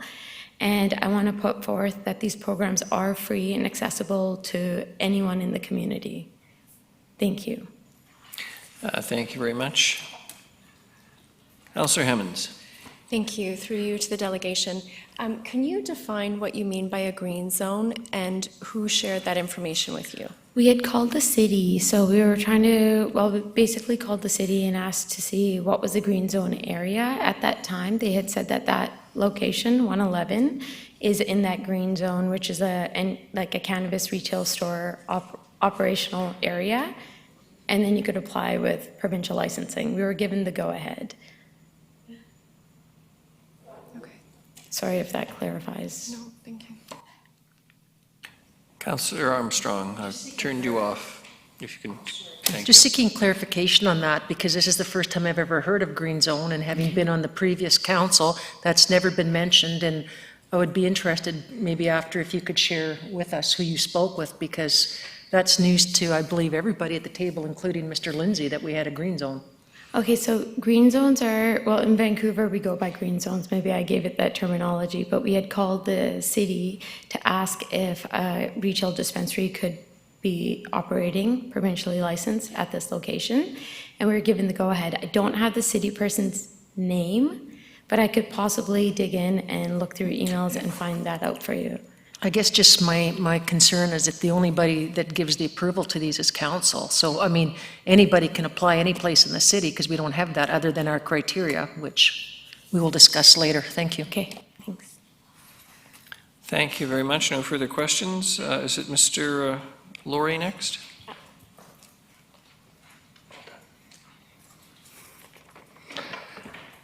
Thank you very much. To just follow on from Ms. Gandam, I was a member of the Nanaimo Municipal Cannabis Task Force. I was appointed by Mr. Lindsay, and I was very grateful to be part of that process. We did come to a determination that a 200-meter buffer should be included. However, it was never the intention of task force, nor is it a barrier to council to strictly enforce those distances in instances where to do so might not be, well, is not in the best interest of the community and the neighborhood. In fact, when you look at the distance from the applicant to Pauline Herrar Elementary School, it's 185 meters from the front door. And in fact, the distance from property line, you have to walk about 20 to 30 meters across a ground until you actually get to the front door. The interesting other observation when you walk up the street is when you cross Campbell at Richards, the whole neighborhood changes at that point. You go from an area that is heavily industrial, heavily commercial, certainly not an area where you would ever find any youth unaccompanied without an adult. In fact, when you cross the intersection of Richards and Campbell, the neighborhood transforms from an industrial center into a residential neighborhood. In fact, I would submit that the location of this dispensary at 111 Terminal Avenue and the other dispensary across the highway at 140 Terminal, you couldn't ask for better locations for two dispensaries, quite frankly, because these are on a major highway. You're going to have people who are coming north will stop possibly at one dispensary, get their product, and leave. People heading south will be able to attend the 111 location, and so on. If anyone's driven around downtown Nanaimo, they know trying to make a U-turn off the highway to go back up either to Front Street or up Commercial to reconnect on Front down to Comox is quite difficult. But in Vancouver, they would look at such instances where you had two schools, for example, and a dispensary right exactly between the two catchment periods. In that instance, Vancouver would allow. In another instance, when we walk up Campbell Street, you'll notice at Wallace, there's about 4 to 5 medical clinics, including the Caledonia Medical Building, which is between the school and the dispensary. And one of the arguments or reasons that the City of Vancouver was very receptive to was location to medical services. So, for example, dispensaries that were within a proximity to St. Paul's Hospital in downtown Vancouver, for example, you would find there could be dispensaries on either side of that within a agreeable distance. Why? Well, because you will find that there's a huge demand for access, but yet the supply and availability are issues which municipalities have not confirmed. So ultimately, they own their own parking lot. It's a freestanding building. You've got an investment in the community. Jobs will be created. And so ultimately, what we're looking at here is 1 minute. A good location for these businesses where you're not going to have children. And in fact, I couldn't think of a better location to have a slight cluster of dispensaries, given you're located to the downtown. But also, as we identified in the task force, there's only so many places within Nanaimo really where you'll be able to sell any product for that matter, given that there's 3 to 4 malls all on the same highway, which means if you don't do some creative adjustments to do what's right with respect to the location, the land, and the use, then you're probably not going to get this issue right. But in conclusion, you do have the power as council, and you do not have to strictly follow these distances. They're there for in instances of uncertainty, and you don't have that in this instance.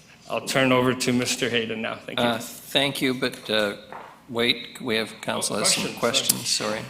My question is actually... Councillor Hevins. Thank you, Your Worship. My question is actually for staff arising from this delegation. Would you prefer that I wait? That would probably be best, yes. Councillor Turley. Thank you, Your Worship.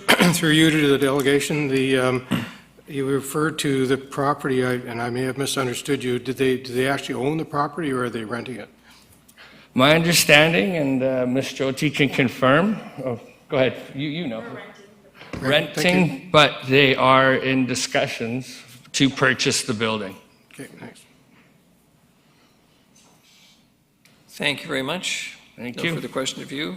And Mr. Hayden, if you could introduce yourself, and I think you know the drill in the 1 minute. Thank you. My name is Mark Hayden. I'm an adjunct professor of UBC School of Population and Public Health, and I'm keenly interested in the issue of drug policy. So I'm going to take a big picture view of this whole discussion. I'm going to start with a story. One of the things that I did historically is I trained the entire Vancouver Police Department looking at drugs and addiction issues.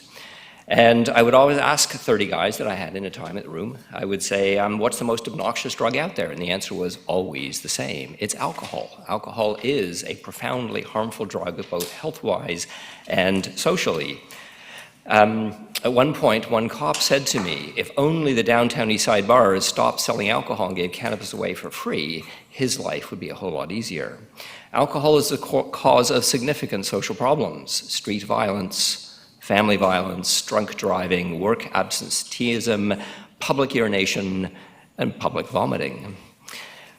It's also a cause of significant health problems, from liver cirrhosis to acute intoxication issues. I've worked at a detox center at one point in my history, and alcohol detox is completely obnoxious. Cannabis doesn't have a detox profile. It doesn't have any withdrawal symptoms.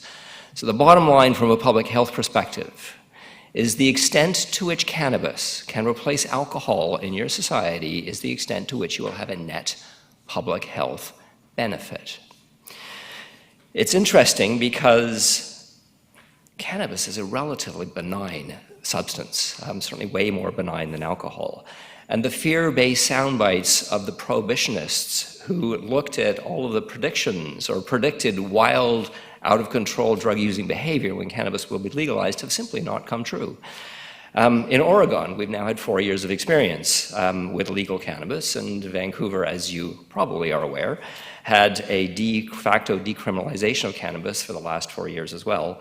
And what we see is largely nothing. It really hasn't caused any significant problems. There's been minor benefits to the society as a result of it, but it certainly hasn't been a problem.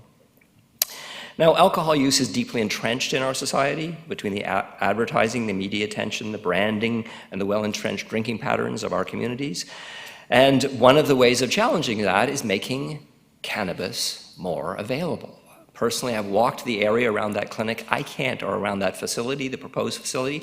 I can't think of a more ideal place to have a cannabis dispensary or two. It was interesting because you started this discussion by saying you wanted to celebrate diversity. I think you could also celebrate diversity by welcoming this cannabis store. Now, it's interesting talking to Jyoti is the description, the way she has described this facility. It'll be frosted windows, it'll have no loudly colored logos, it'll be a very discreet location, and I think it is appropriate to welcome it into your community. Questions, please. Thank you very much. Any questions to the delegation? Councillor Hemmens. No, I'm sorry, I pressed it mistakenly. That's for staff. It won't turn off. Oh, I broke it. Well, even worse, I'm off completely. If you got time on the record, we have that name, if that helps. Yeah. Sure, please. No, no. I just, Okay. no, I'm sorry, I'm off. Sorry, that, No. I believe that shouldn't be public. No. Thank you. We'll give it to Dale. Yeah. I'm sorry, I broke it. Any questions for the delegation now that my screen's back up? None? Thank you very much. Councillor Turley. I have a question for staff. Is that okay? Appropriate? So some of the applicants in the downtown area are not required parking. Is this area included in that zone, or does it have to have certain parking?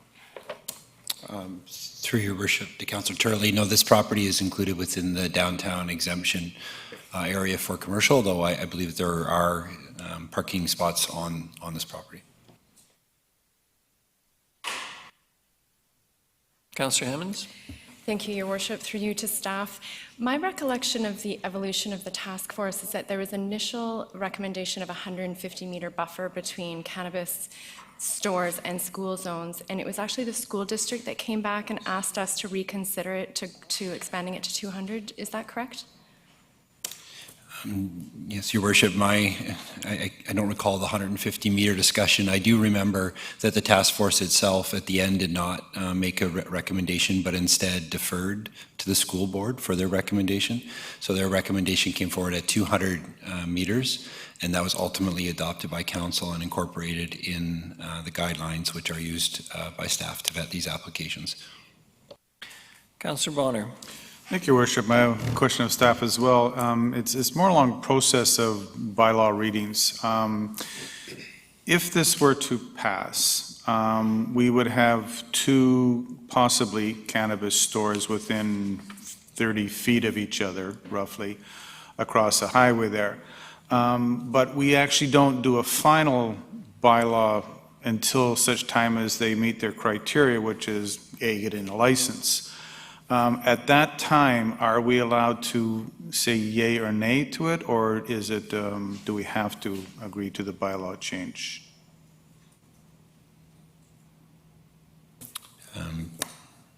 So I'm sorry, if Your Worship, I just need to understand the question. So you're saying at 4th reading, if one application is approved but the other is still pending, how would that be addressed? Well, I'm just trying to say if they both came in at the same time, we could then make a decision at that time if we decided, or if one came in before the other one, then the other one, we could turn down the second one that didn't get it in time. So Your Worship, in general, what I would say is we're treating these applications in the order that they came in, with priority given to the application that was in first. In this case, it was in after the application across the road, but I wanted to make a point on, I want to be clear about that's not why staff are recommending against the application, because the separation from stores. There's specific language in the guidelines, again, guidelines that talk about 200 meters per store, but it talks about in the downtown core, you may want to have a lower separation given the urban nature of the downtown. So, and that may be where one of the delegations spoke to a green zone, not a term that we've ever used, but I think maybe the reference to green zone comes from that policy and the guidelines that talk to the potential to having stores closer together in the downtown. So staff's opposition or recommendation for the application is not because of the proximity to of the other store. Okay, thank you. Councillor Gesselbrook. I move that council grant first and second reading to zoning amendment bylaw 2019. Yeah, Your Worship, just through you to Councillor Gesselbrook, he does need to make the first reading by itself first. Right, correct, Councillor Gesselbrook. If you wish to move first reading, you can. Excellent. Sorry, just reading off the second option there on the staff recommendation. So to clarify, that council grant first reading to zoning amendment bylaw 2019 number 4500.146. Do Do we have a seconder?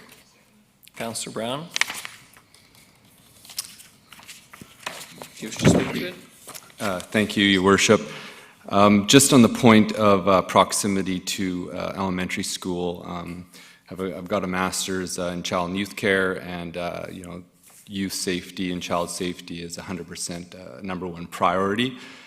Having said that, I went to Pauline Hare Elementary School and explored far afield, and I never went down the hill even close to that area, and it's not in any traffic way for youth, accessing residential neighborhoods. So in terms of the 200-meter, being within the 200-meter exclusion zone, it's not a concern for me whatsoever. And I do understand, the proximity to other retailers, and especially close to the downtown core. I can see the argument being made that it could be good for the business there. So on the grounds of it being a danger to elementary school, I don't think that's a concern for me as well at all. So I would support this use. Councillor Brown? Yes, thank you, Your Worship. I too would support this use. I understand that staff's recommendation has to be guided by policy, and that policy was developed through a certain framework, through the task force over time. With that said, no policy captures the context of every little nuance perfectly. So with respect to the location, I just echo Councillor Gesselbrock's. I have no concern. And at the end of the day, we're talking about cannabis retail, not cannabis consumption. So, people coming and going, that's a normal part of retail, just like it is with the liquor store. And there's no consumption typically on site. So I'm comfortable supporting this rezoning application, even though it does not satisfy the policy framework completely. Councillor Turley. Thank you, Your Worship. Through you to Mr. Lindsay. So is staff's recommendation to not grant this based solely on the distance to Pauline Hare School, or is there other reasons that you're able to share with us? Through Your Worship to Councillor Turley, no, it's simply on that spatial issue of separation from the school. Thank you. Councillor Martman. Thank you. Through the chair. I struggled with this one a little because everybody, I think, knows that I'm an advocate for the use of cannabis for medicinal or recreation. I agree with the other speaker that alcohol is the worst of all drugs. My biggest concern was the school. I'm not concerned about proximity to other retail business that sells the same product, because the market will decide who's going to go and purchase from each place. But with Councillor Gesselbrock, and I'm understanding this must be where the budget rent-a-car place used to be? No?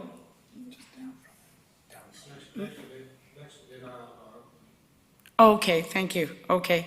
So I can understand why school children probably would not walk down into that area. So taking into consideration what other councillors have said, I will support it. Thank you. Councillor Hemmens. Thank you. I'm inclined to support this. My mind isn't concrete yet. I recognize that council has some discretion in how they interpret and apply the recommendations of the task force. However, I do want to be clear that it does not resonate with me that there are close nearby medical clinics. I could see in Vancouver how proximity to St. Paul's Hospital might have some relevance, but I don't see how this being close to Caledonia Clinic is relevant to the conversation, nor have I seen any compelling research that tells me that the more cannabis we have available, the fewer numbers we will have in our community of those who are addicted to alcohol. I don't think alcohol addiction works that way. So I just want to challenge those two concepts that were brought forward. However, as far as my decision goes, I'm still on the fence. Thank you. Councillor Thorpe. Thank you, Your Worship.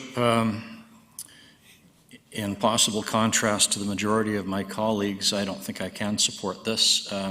First, I find the discussion of the alcohol aspect totally irrelevant to this debate.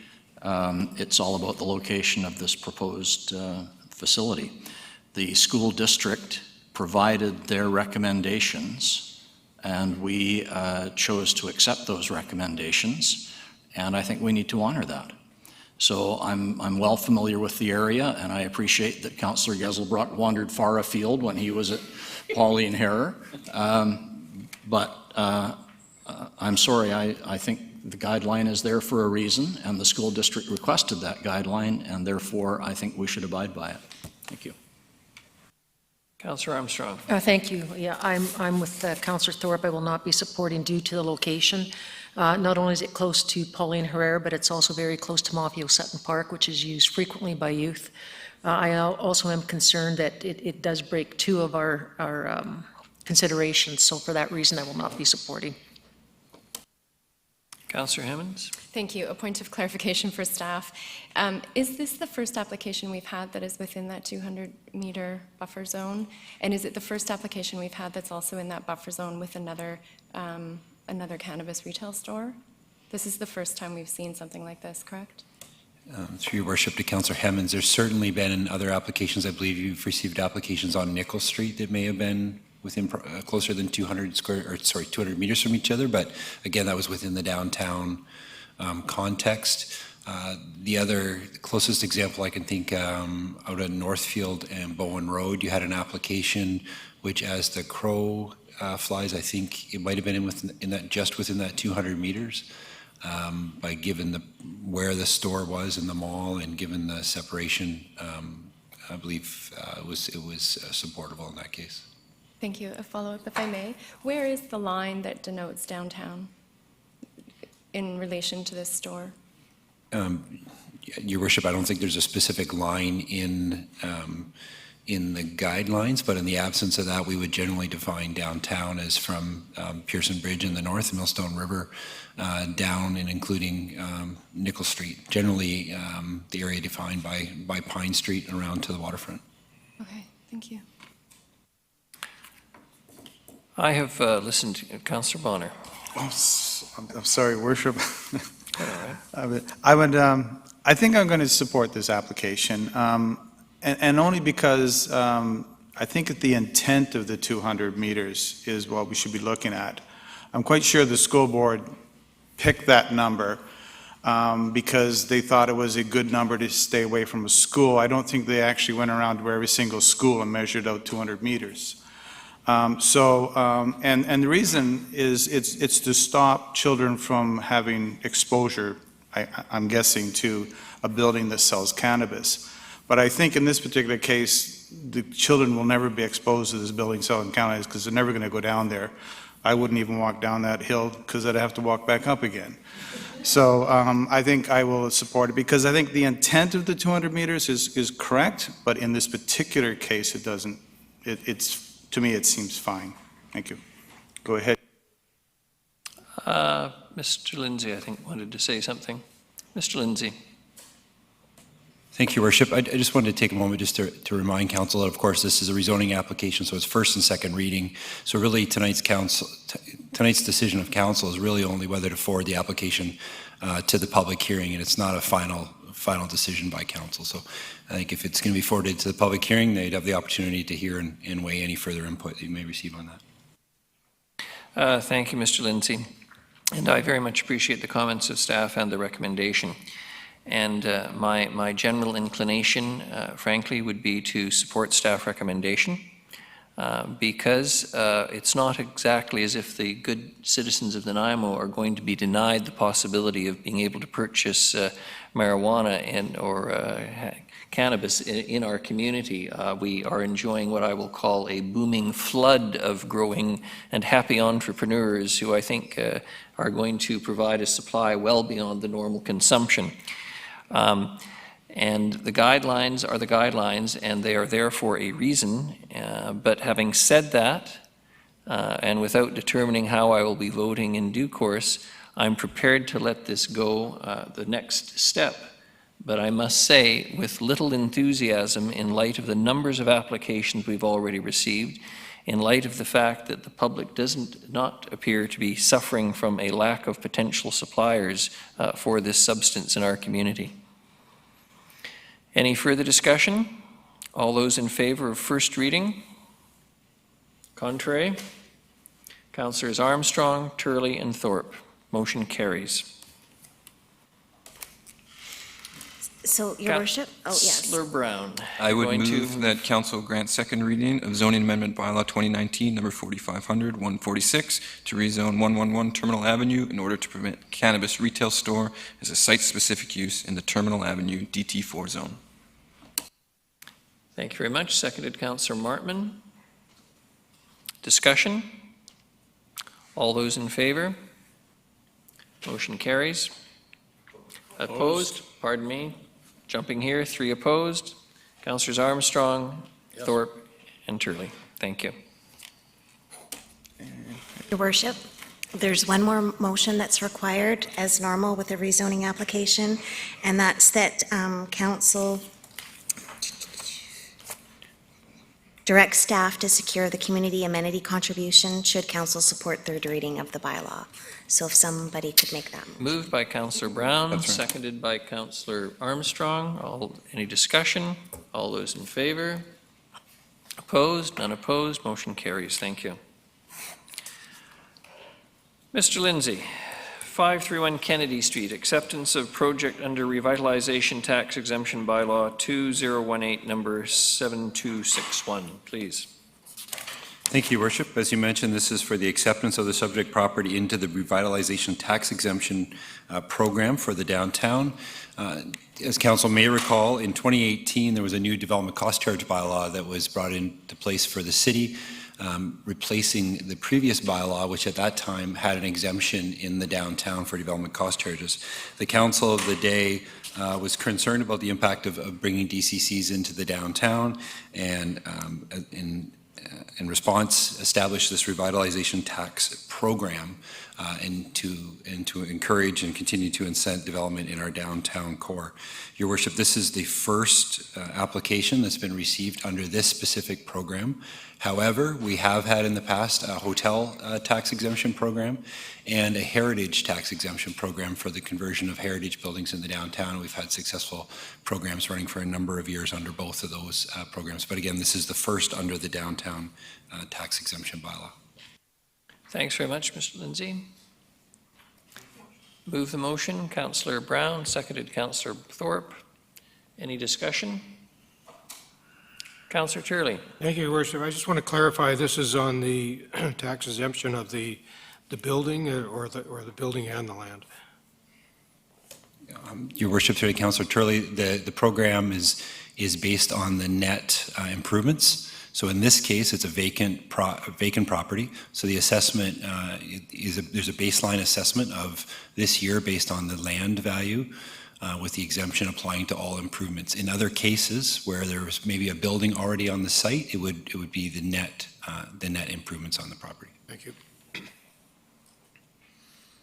Any further discussion? All those in favor? Contrary? Motion carries unanimously.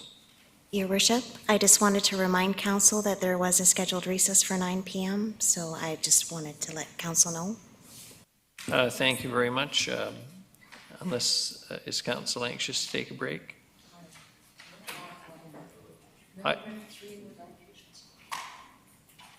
I think we'll take a 10-minute recess. I'm going to defer to Councillor Armstrong. 10 minutes, no more, please.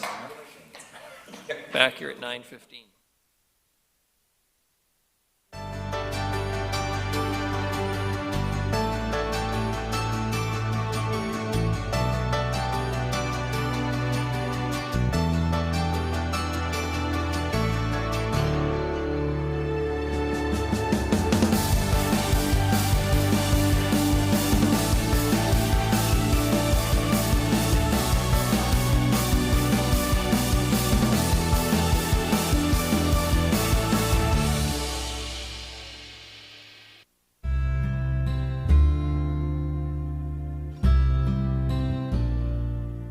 There will be a new decorum statement read out at the start of each meeting to ensure proper decorum is taking place and to assist the chair in his duties. So the proper rules of order and the decorum will be as follows. There will be only one speaker at a time that will have the floor as directed by the chair of the meeting. There will be no interruptions or call-out comments while another person has the floor. Anyone speaking out without having been acknowledged by the chair will be found out of order. If that person does not refrain from speaking without having been acknowledged by the chair, then he or she will be required to leave. For the members of the public speaking, the comments need to be respectful and constructive. Discriminatory or defamatory comments or comments that are in the nature of harassment will not be tolerated, and anyone engaging in such communications will be found out of order. Some examples of behavior that won't be tolerated at a council meeting are as follows. 1. Harassment. In terms of comments about city employees of the City of Nanaimo have a right not to be subjected to discriminatory or defamatory comments or personal attacks against their competency or character. All speakers must refrain from such comments about identifiable staff. Comments should be limited to issues regarding the city's policies or operations. Number 2. Section 7 of the Human Rights Code prohibits a discriminatory publication because of race, color, ancestry, place of origin, religion, marital status, family status, physical or mental disability, sex, sexual orientation, gender identity or expression, or age. Discriminatory comments will not be tolerated. Number 3, defamation is publication about a person that tends to hurt that person's reputation. Defamatory comments will not be tolerated. Please stick to known facts and keep the dialogue respectful and constructive.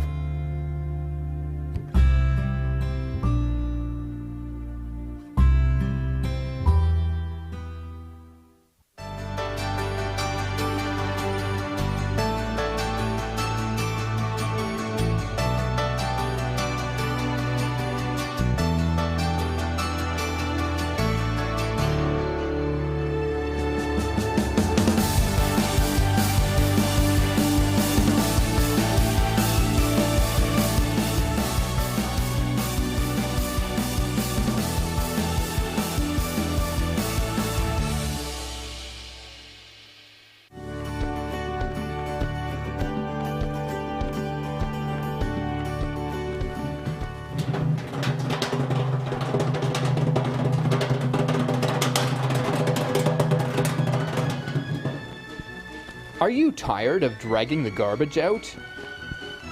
They just don't make them like they used to. It's a saying that doesn't really apply to garbage cans. Yes, young man, you seem ready for a new garbage and recycling experience. Take a look at the new green, blue, and black carts right behind you. Yes, exactly. Oh, I see your confusion. I can fix it. Go ahead, give them a try.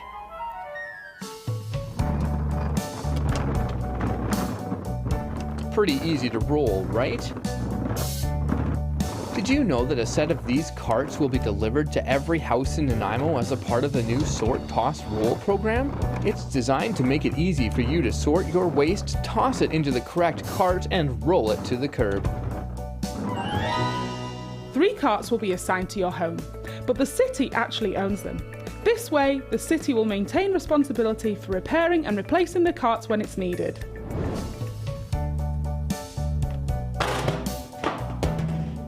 Wow, you really are happy about this.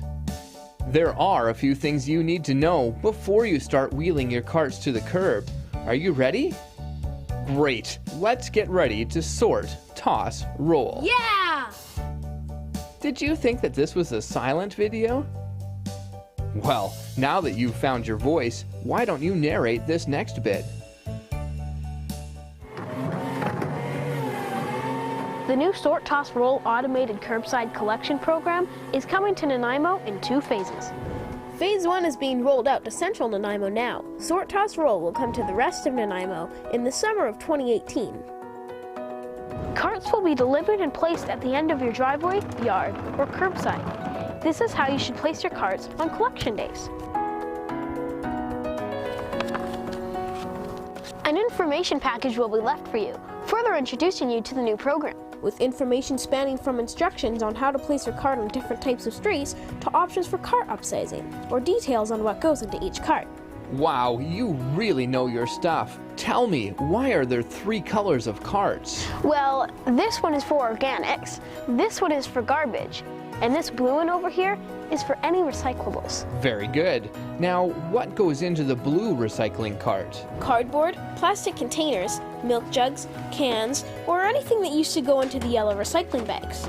Now, David, what goes into the green cart? The green cart is for your organics. Any compostable food, pizza boxes, or napkins. Anything that used to go into the old organics bin. And? And what? I'll give you a hint.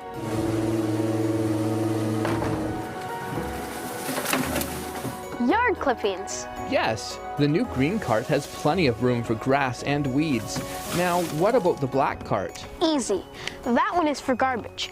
Any waste that can't be composted or recycled.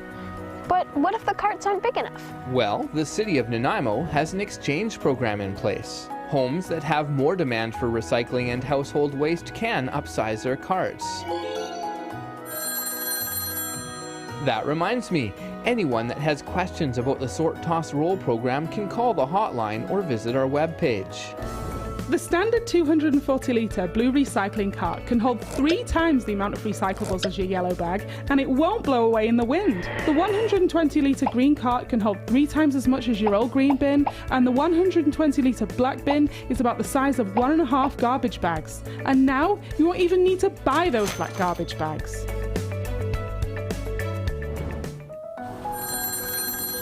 Are you going to get that? I probably should. Take over for a bit, will you?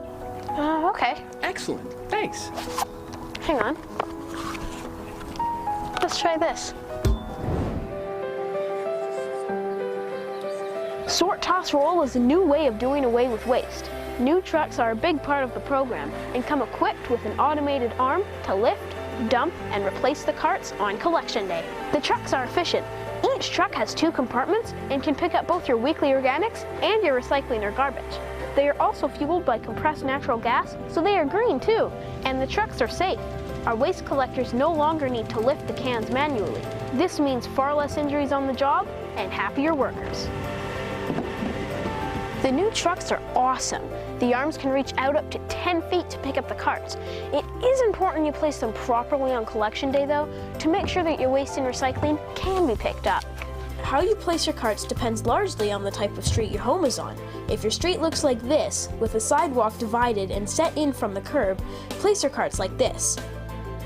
If your street looks like this, with a sidewalk and a curb as one, place your carts like this. If your street doesn't have a sidewalk or curb, place your carts like this at the end of your driveway. And finally, if you have a curbed sidewalk but can't place your carts behind the sidewalk because of a wall, ditch, or fence, place your carts like this in front of the curb. Always remember to place your carts 1 meter apart to allow room for the automated arm, and point the arrow on your cart legs towards the street. In the occasional neighborhood, there are other factors that may affect how you can place your carts, such as street parking or steep hills. The City of Nanaimo will find a collection solution for every situation. It may not look like it, but there's technology in the carts. Each cart has a digital ID tag, which tells the truck which house it belongs to and whether it's the recycling, organics, or waste cart, so that it gets dumped to the right compartment at pickup. Contamination happens when things that can't get recycled get tossed into the blue cart. Styrofoam, plastic bags and glass can't be accepted at the curb. The automated sorting machine at the recycling facility cannot process them. This means contaminated loads of recycling end up being sent to landfill. So do your part and recycle smart. Sort Toss Roll. It's easy, efficient, green, clean, and safe. I was going to say that. Go ahead then. It's easy, efficient, green, clean, and safe. That about sums it up. David, time for dinner. Don't worry, we've covered a lot today, and if people want to learn more about Sort Toss Roll, call the hotline, 250-756-5390. Come on, David. I've got to go. What was that number again? 250-756-5390.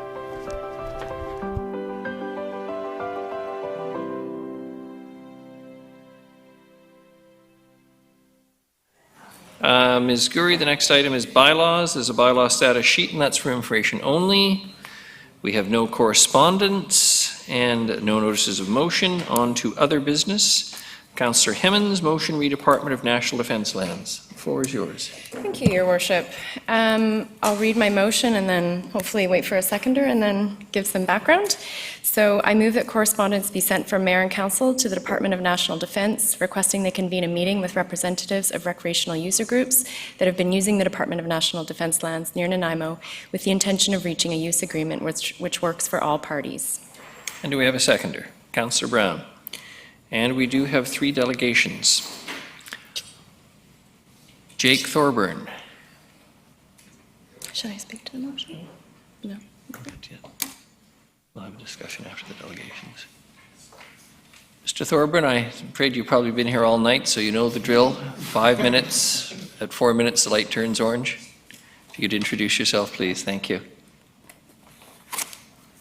Siamna Siaya, Anthape, Jake Thorburn, Tanisaneth, Nanaimo, Eatson Manauth, Marla Martinson, Reed Thorburn, Antha Uquedonuth, Manitoba, Victoria,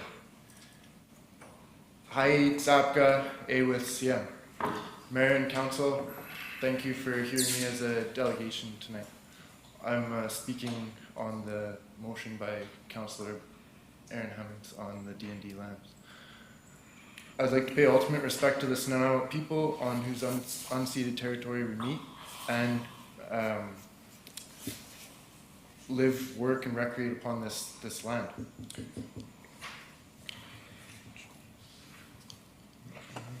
Yeah, thank you all for considering this issue tonight, and thank Councillor Aaron Hemmens for bringing this forward.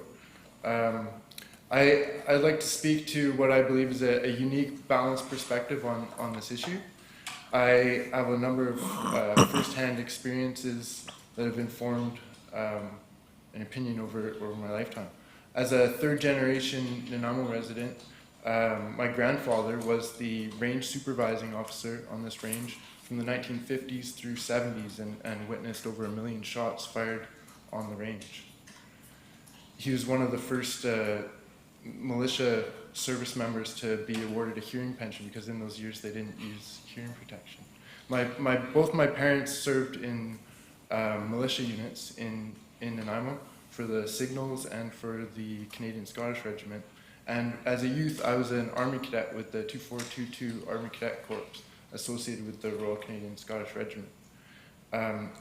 During that time, I learned to shoot a rifle on the range there and have used the range a number of times in my youth.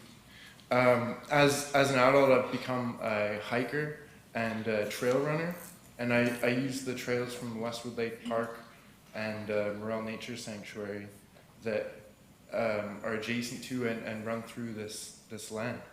I'm also a member of the Westwood Running Club, which meets each Wednesday at 6:30.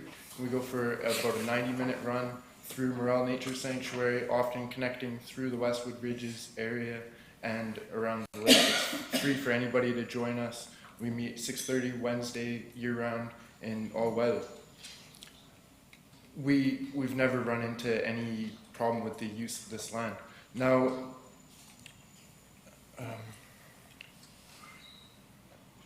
so the land is adjacent to trails of Westwood Lake Park, Morel Nature Sanctuary, and the Mount Benson Regional Park. The land of the range occupies over 680, I believe, 867 acres of forest land. So the range itself is about 3 acres, and I've attached a topographical map here to inform our discussion. So many people, I think, have characterized in the media, it's been characterized quite a bit as mountain bikers breaking into an area close to a dangerous firing range to kind of frame the situation. And I think it's not being talked about or widely known about how large an area this is, and that it comes adjacent to Westwood Lake Park and even into an area that the city of Nanaimo designates as a dog off-leash area along the power lines. And 1 minute left. So I would like to read quickly, there's a petition locally that addresses this issue, and this is being written to members of the House of Commons. Whereas public access to 867 acres of forest on Department of National Defense land is being closed near Westwood Lake. The D&D property exists both in the Regional District of Nanaimo Area C and City of Nanaimo. Nanaimo area population has grown from a couple thousand to over 100,000 since site was established. The D&D property now borders Westwood Lake Park, Morel Nature Sanctuary, and Mount Benson Regional Park. The community has developed a significant trail network used by recreationists, naturalists, and families within the forest. Over 1,000 people use the trails on a weekly basis. Establishing a schedule for public access to land in the buffer zone of the range would allow the trail system to continue to benefit the city of Nanaimo while allowing the D&D to use it for training purposes. We, the undersigned residents of British Columbia and Canada, call upon the House of Commons to clarify the safe operation of the D&D rifle range. Mr. Thorburn, your time is up, and I think we're conscious of the petition. Okay, you're aware of the petition. So the petition has received over 1,300 signatures in the last week and a half in person. An online petition received over 4,700 signatures. Thank you. Council may have some... Thank you for hearing me, and I understand time. Thank you. Council may have some questions for you. Any questions? Seeing none, thank you very much. The next is it Shelby Drope? Pronounced it correctly? Yes. Yes, sir. As they say in the game shows, come on down. Again, if you could introduce yourself for the record, please. Good evening. Thank you for your time, Council and Mayor, everyone. I also have a unique perspective to share. Now, I've brought some photos to inform our framework of understanding the conflict that's taking place. And it's not really a conflict. I think all the stakeholders have the same needs and interests, and there's a lot of overlap between the stakeholders. But it's certainly been the case that the media framework that's been propagated has been unnecessarily adversarial, and it's colored the public narrative in a bad way, which is a sort of a tragedy. I guess we're all used to that. So in any case, this is a picture of some of the trails that traverse through the area. Now, you can see Westwood Lake Park, and then the green area that continues to the east side of that map is Morel Nature Sanctuary. Not pictured slightly to the west is Mount Benson Regional Park, which has been purchased through the efforts of the Nanaimo Area Land Trust and the recreational community. So in 2016, there was $5 billion in British Columbia paid as wages to recreational tourism. And then I think in 2018, it was something like $8 billion. So it's going up fast. Of course, Squamish is famously involved in that industry, and so is Cumberland. And Nanaimo has a world-class recreational corridor running from North Nanaimo to South Nanaimo. And part of that corridor essentially is the D&D land. And so you can see there's the D&D land, sort of gerrymandered in the northeast corner to accommodate the Westwood Lake main trail. It's my understanding that historically the buffer zone somewhat arbitrary in its designation. Now, I think history speaks for itself. There's been no recorded instances of, shrapnel or stray bullets hitting anyone. There's our key map at the social center at Bowen Park, rather Bevan Park. So you can see, if you look closely, the park is to the south of Westwood Lake Park is white area.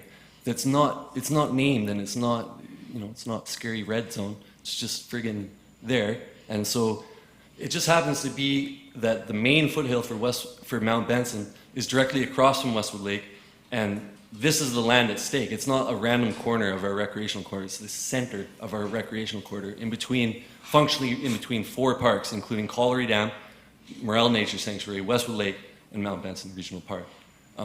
So here's the Westwood Lake Park sign at the main parking lot at Westwood Lake. Now you'll notice on the top of the map. We're looking as if we're looking north is up towards Mount Benson there. And you can see it depicts some trails just nonchalantly wandering into the D&D. It doesn't name the D&D. It doesn't warn against trespassing. And in fact, most of those entry points into this land are not signed or fenced, which really makes me wonder why it's being depicted as this, like a bunch of cyclist maniacs going trespassing by the media. So in any case, here's your sign at your park right now. Wonderful. And then so here's the military range just depicted more clearly with some of the trails that surround it and with the trails removed. And if you go back to the beginning, those are all the trails at stake. Granted, so I grew up down the road from Westwood Lake, and I've seen the flora and fauna change in my short lifetime. I grew up like Huckleberry Finn. 1 minute, Mr. Drope. 1 minute, thank you, sir. Catching frogs and salamanders, and I've seen those species dwindle. I've seen crayfish die. I've seen a lot of changes happening in this area. I've seen the lake the trail around the lake go from like a goat trail to like a massively used park land. Now, we've had prison delegates, we've had cannabis delegates, we've had all of these overlapping things that, so for mental health, economics, rehabilitation, drug, good relationships with ourselves. I think this land, it certainly has saved my life. I'm the endurance coach for the Nanaimo Track and Field Club. Children are learning about nature. One of the ways we can prevent climate change is we can go and visit nature and learn about it, and learn the names and what they look like. And I've seen a marmot in this land. I've seen cougars. I've seen bears. I've seen lots of very kind infantry people redirect. They'll usually and the light maintain is red. If you could wrap up, please. So I guess what I'm asking is that if we can come to some sort of compromise. Maybe in other municipalities there's a schedule that's established where we can share the land, or maybe a modern facility is created somewhere out of town. Thank you, Mr. Drope. Thank you. 5 minutes. Questions for the delegation? Seeing none, thank you very much. Oh, sorry, Councillor Gesselbrock. Just with the use, the areas that are currently that are being used heavily in the D&D lands, were those areas ever fenced off or no trespassing signs? The areas most heavily used that the public have been accessing this area? So the one border in particular is fenced, and there have been holes put into the fence where people access, and there have been signs that have been vandalized. And my contention is that as recreational, like responsible users like Mrs. Hemmons and Tyler and so on, like we're out there as stewards trying to make sure that hooligans aren't shooting guns at signs and vandalizing fences. So I think it's in everyone's best interest to have a healthy recreational base to enforce relevant boundaries. And there needs to be like a public awareness campaign. I think it's been sort of an arbitrary process of a new bureaucrat comes in, decides to enforce the boundaries. I'm aware of 2 tickets that have been issued in the last episode of this sort of thing. Now I'm off on a tangent, but yeah, so to answer your question broadly and specifically, one side has a fence, the other 3 don't. And so it's hugely problematic because there's like something like 23 entry points into the D&D zone. And the actual range is tucked away in the bottom corner. And so the broader buffer zone is simply not enforced. And the city recreational materials make no mention of it. So I think most people in Nanaimo, I don't know, most people is probably an exaggeration, but certainly half of the population is hiked up the Westwood Ridge, just the main ridge there, and you don't encounter any fences or signs. To just go up the ridge that looks over Nanaimo, it's a famous hike featured in many of our advertisements for local and abroad. So just to follow up, just for clarity, one of the main areas that is within this D&D land that has multiple entry points from the city parks isn't fenced or has markings that it's a D&D land. So you wouldn't be able to tell the difference whether it's between Westwood Lake or... It's very easy to find yourself in the D&D lands without encountering any warnings or markings Although it is possible to encounter warnings and fences if you approach from one direction. If you approach from the south side of Westwood Lake, and you immediately hit the power line, and across the power line to about the halfway point of Westwood Lake is a fence, and there are 2 or 3 entry points there, one of which is significant, and then typically people don't go further south than that. It's sort of understood amongst the recreational community that the rifle range itself is to the south point, and so most of those trails are never used, and they're not maintained as well. Most of the new trails, which have proliferated quite a lot recently, are all in the northwest quadrant of that D&D buffered zone. So, and Thank they're you. not fenced or enforced. Thank you very much. Yeah, thank you. I'm very nervous, but those kids did it, so I can. Like falling off a log. The next is Lawrence Riper speaking to the Department of National Defense Lands.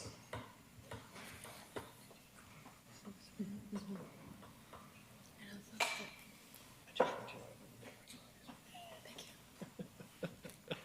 Worship, Good evening. good evening. I haven't addressed council, I haven't addressed this new council at all, and I haven't addressed council for some time, and I thought I would be on 10 minutes. I have a technical document. I'm the only person representing an alternative to... I'm going to stop you right there and reset and just tell you candidly, the rule is 5 minutes. I appreciate if you have a technical document, I'm going to suggest you're welcome to provide it to staff in due course, and it can be circulated to all members of council. But as I said, even to the grade 4 and 5 class, who had a very appealing set of little faces that would move the heart of Pharaoh, rules are the rules. 3 people being allowed to... Yes, and they are, and they were already as separate delegates. The 2 of them were on the list already, and Ms. Gurry is quite correct. So if you wish to have somebody else speak, that's a possibility council can consider tonight, but unless Ms. Gurry tells me otherwise. So I can have somebody else up? Ms. Gurry. Thank you, Worship. So the other delegation had already had somebody listed, and so they each were allotted 5 minutes. Mr. Reaper hasn't had somebody else listed, so it would require a separate motion from council to add a very late delegation. And for clarification, the bylaw changed, and the 5 minutes is from October 2018, so council has been enforcing this since then. So, This is not just to you, it's about you. And I think you would like to hear it. I'm not going to get into back and forth. You've heard the position. These are the rules. I'm going to start it now, and you have 5 minutes, and the light will change to orange at 1 minute. And if you wish to come back before council on another occasion, on another matter or whatever, certainly that's what the rules provide.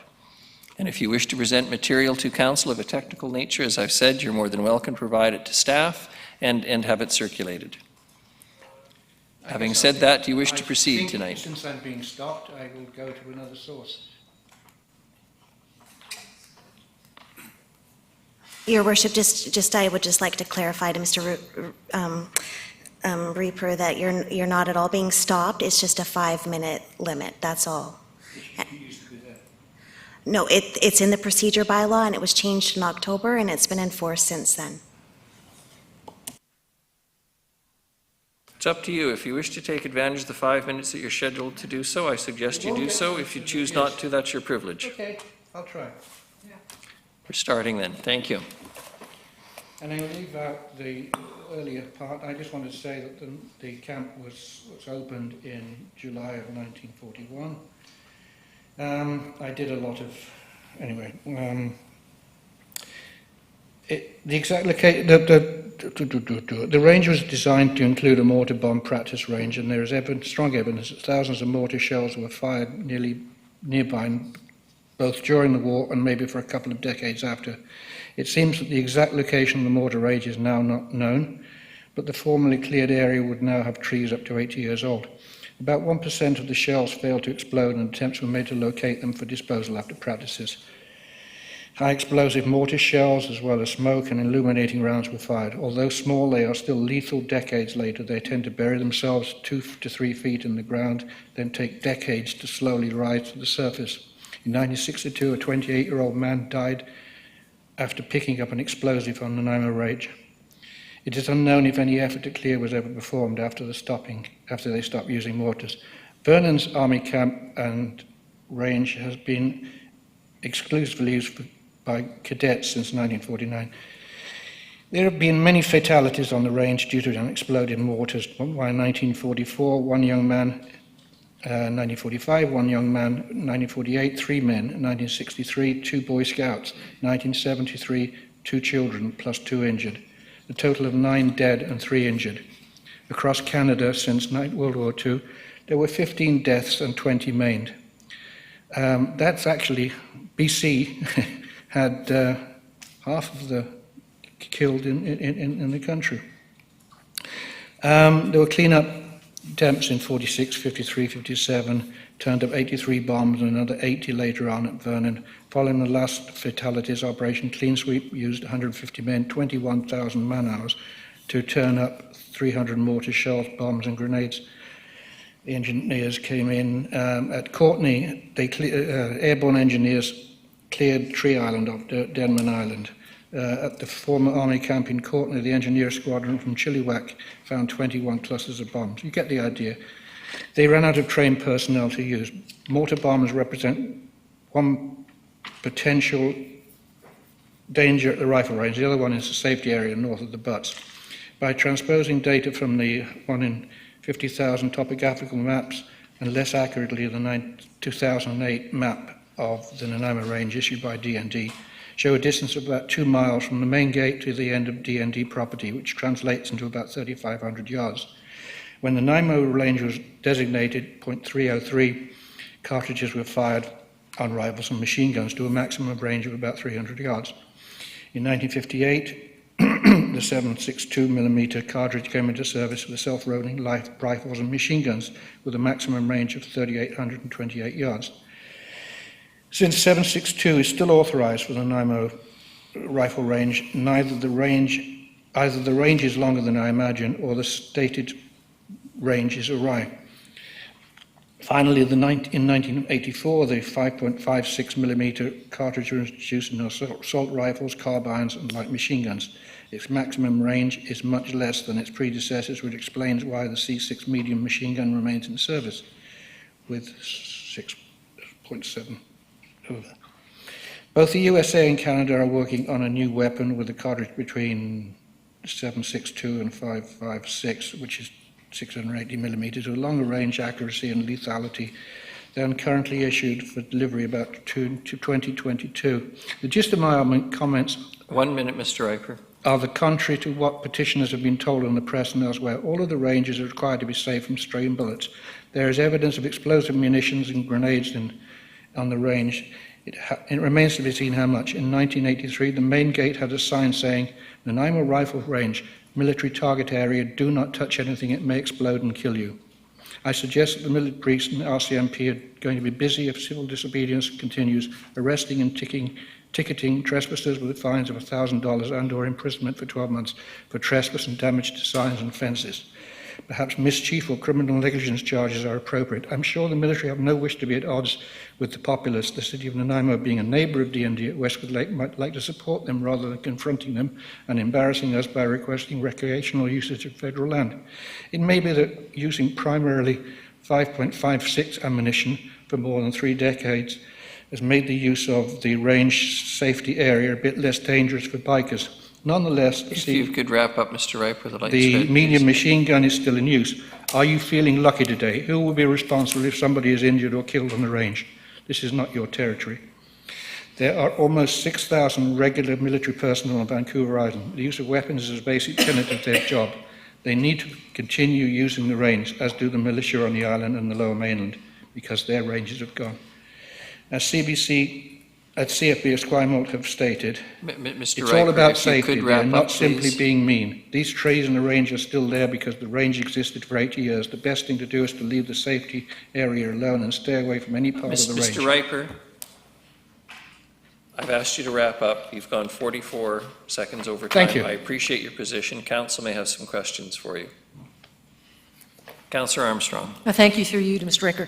So what I'm hearing from you, you're concerned about there's mortars in there that may not have detonated at some point? Absolutely. As well as the fact that there is increasing range of the new weapons that are being used, so the buffer zone has to be even larger, is that correct? Not to be enlarged, but it means to stay at full size because the new weapons will need to be used on the range.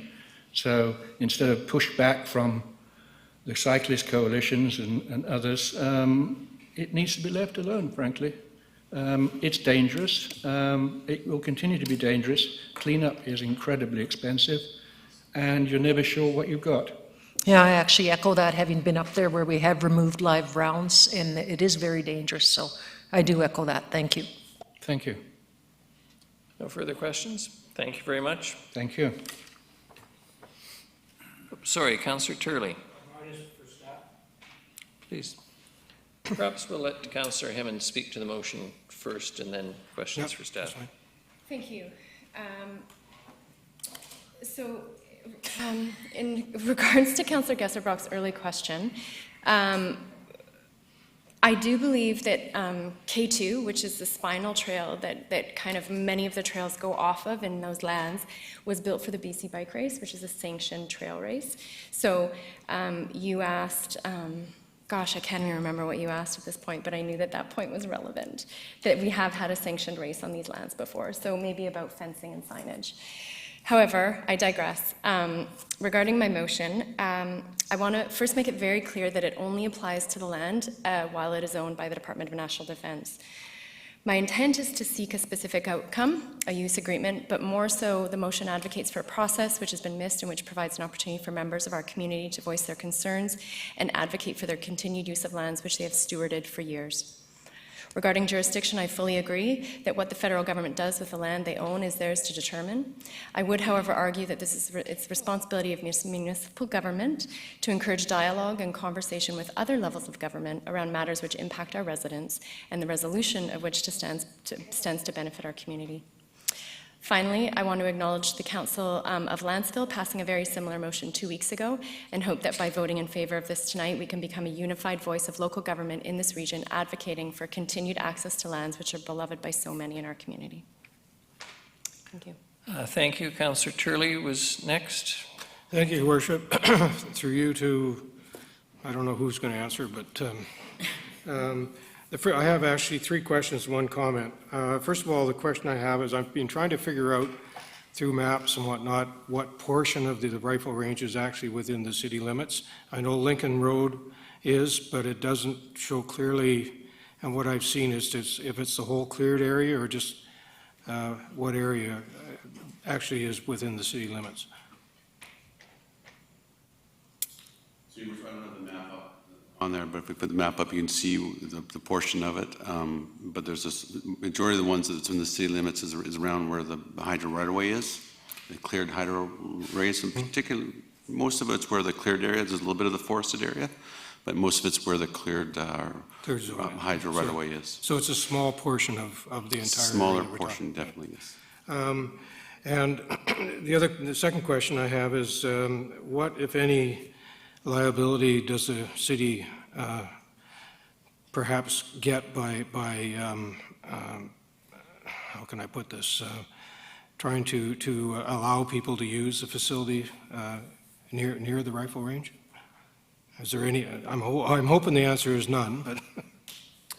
Well, what we've tried to do, there may be a few mistakes here and there, but always never to show a sign or a map that guides people onto private property. So we've tried to do that. There's some places where that always is. Some publications may show in a broader sense some aspects, but our goal is never to guide people onto private lands. And I think we've done a good job of that. Parts of our trail that is on the DND land, which is closest or within the hydro right-of-way, we've had approval and no disapproval or from DND to utilize that component. So those are the ones you see right along the hydro right away or just along the lake itself. And my third question is, does the federal government on this property within the city pay any bills? I don't believe they do. Okay, thank you.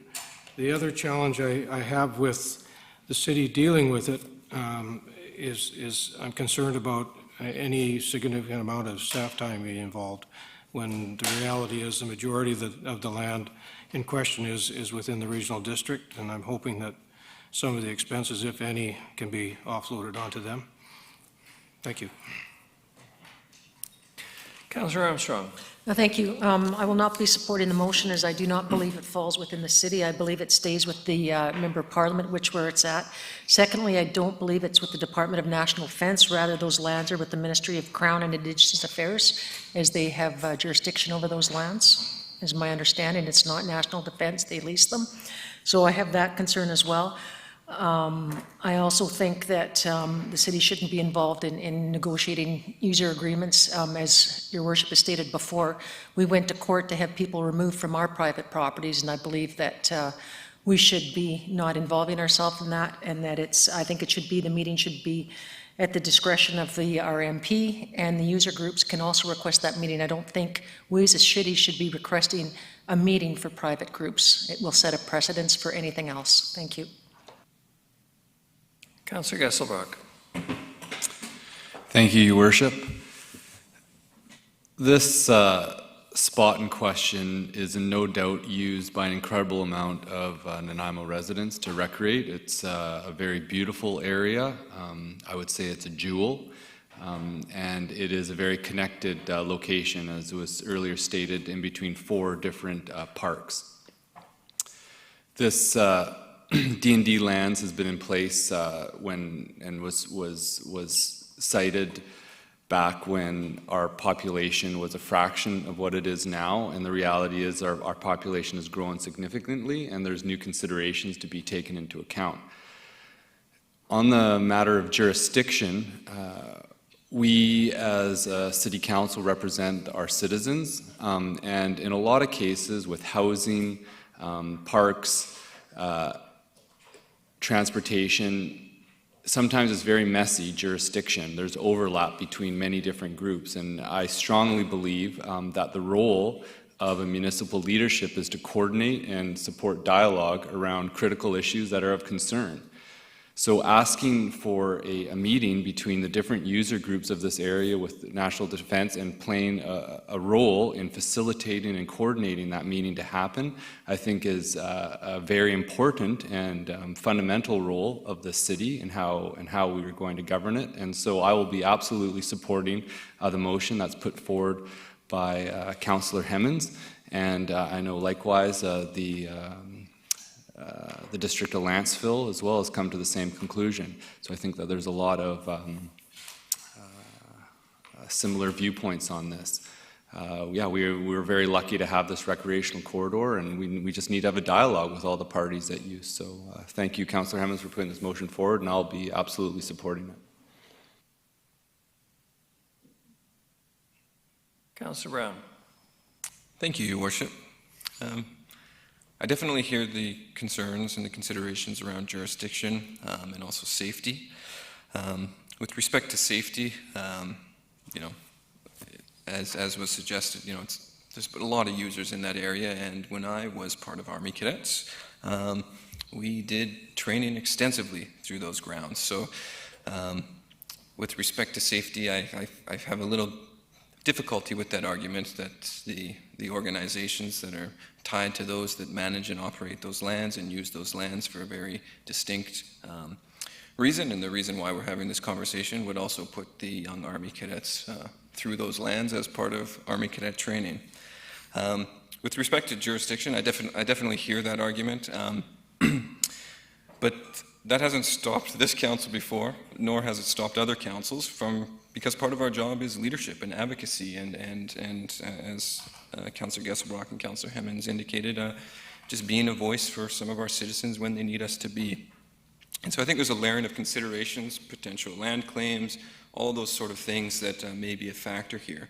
But I see no harm in just opening up a dialogue, finding out, hey, what are the concerns? What are the legitimate concerns? What are the reasons for the recent actions? Maybe they can be mitigated.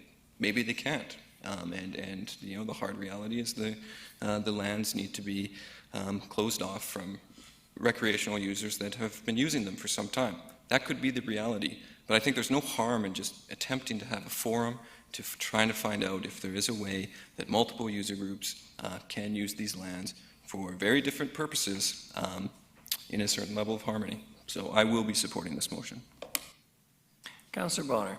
Thank you, Worship. I'll also be supporting the motion. I think it's a reasonable request, and even though, as Councillor Armstrong mentioned, this is probably something our MP should be looking at, I think if we have a number of local municipalities supporting the concept, that'll have more weight.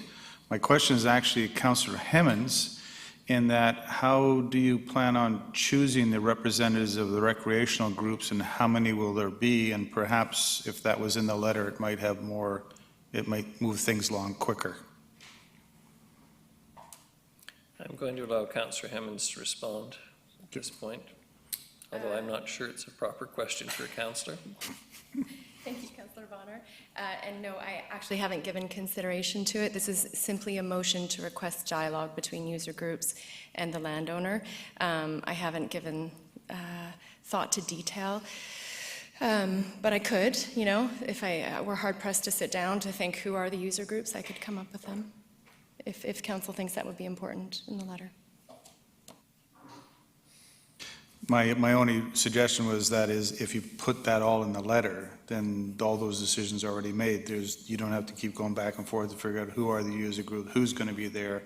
It might make things easier for the DND to move forward. Just a suggestion. But I'll be voting in favor of the motion. Thank you.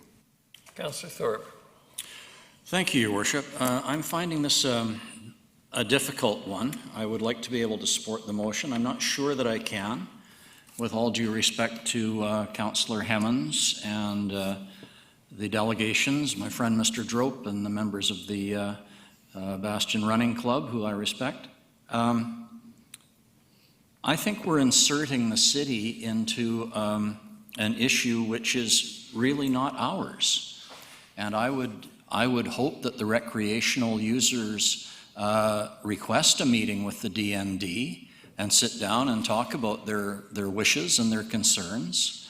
But we're not talking about City of Nanaimo trails here. And there are lots of those that recreational users can take advantage of. We're talking about private property, and I don't think that we necessarily have the right even to interfere in decisions of the property owner. And I might support the motion except for the wording, and maybe Councillor Hemmens can have a look at this. This goes beyond asking to convene a meeting. It says with the intention of reaching a use agreement, which to me is presupposing a solution where we are basically requesting the DND to allow usage in their property. They don't have to do that, and I don't think we should be telling them that they should even consider that.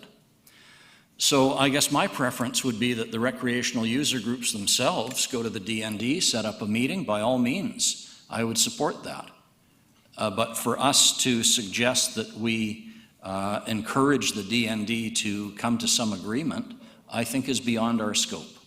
So unless I'm convinced otherwise in the next few minutes, I regretfully will not be able to support this. Councillor Martin. Thank you. I will be supporting the motion. I hear what everybody is saying, and there are points pro and con, but this is about correspondence, to open the dialogue. So we can correspond and we can say what we would like as an outcome or who we would like to invite, but the correspondence back may be that is not something that they wish to consider.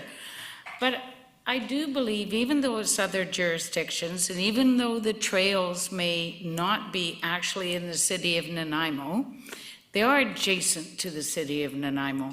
And I remember a long time ago, and I know Mayor Krog's a lawyer, but there was something about where if you use the same path to the beach every time over a number of years, it became a right of a user. So I think that having a communication, an advocacy for our citizens, and that Nanaimo is nature and nature is Nanaimo, I think we should be sitting down and seeing if we can't open that dialogue, if we can't communicate, and who knows what the results may be. But if we don't try, I don't believe, are doing our jobs in speaking up and being advocates and looking for lines of communications with all levels of government, with all jurisdictions, whether it's, like Councillor Gesselbach said, many of our areas fall in different jurisdictions, and we have to learn how to work together, how to collaborate, and how to communicate with each other. So I will support the motion. Councillor Hemmens. Thank you, Your Worship. I will be brief, but I would like to address a few comments that have been made. So in relation to our MP, Paul Manley, he has absolutely elevated this in the appropriate ways that are due to his position. Regarding requesting a meeting from direct user groups to the D&D, I understand that has happened and there hasn't been a response. Therefore, I believe by doing this, by requesting a meeting, we are elevating that ask of user groups. We are taking those individual user groups and saying, as a city, we are behind that. Regarding jurisdiction, I would like to remind Council that we just struck a task force on health and housing, both of which are completely outside of the jurisdiction of City Council. And we kind of bent the rules on that because we saw it as extremely important to the members of our community. So I'd ask you to use that same rationale and that same lens when weighing this decision. Regarding the use agreement, to Councillor Thorpe, I really debated embedding that. I had it out, I put it in, I had it out. And at the end of the day, I decided to ask for what I believed was the outcome I believed in, and I would like to draw everyone's attention to the District of Landsville motion, which we received this morning, which also advocates for continued use of the land. So if we pass this motion as is tonight, we will be matching the District of Landsville's and therefore becoming that unified voice of municipal government. Thank you. Councillor Armstrong. Yeah, just my last point. If we are looking for a user agreement, then I believe we're asking the wrong ministry. I think that it's my understanding, and like I said, I stand to be corrected, but it's actually the Ministry of the Crown and Indigenous Relations and Northern Affairs that controls those lands. That's because those lands are in negotiations with the Snamo people. So therefore, I think our letter, if we're going to be directing it, that's where it needs to go, if you're asking for a user agreement, because it's under their portfolio. It is not under D&D's portfolio. So I think that we should be seeking clarification on that so that we ensure it does go to the right department, because they may not have the authority to grant that. Those lands... Sorry. Attorney General. Yeah, I mean, it is public knowledge that those lands are in negotiations with Snamo. So we're also now stepping on Snamo. And I would like to know what Snamo's position is on that as well. Thank you. Well, this has been a most interesting debate. And I must say that I'm going to respond firstly to Councillor Martman. I believe it's referred to as the rights prescription, and it was abolished by statute in British Columbia long before this lawyer ever got near law school, but it was a good try. I want to say that for me, I respect fully the importance of the training that is necessary, not just for members of our armed forces, but for our police services. The thought, I could go into a grandiose speech about ensuring that no young Canadians or even middle-aged Canadians go anywhere in the world without having proper training in the use of weapons. And I would regard that as, with great respect, largely irrelevant to this issue, just as I regard, not as irrelevant in a dismissive sense, the issues around safety on the site and all of those things. I want to refer specifically to the wording of this motion.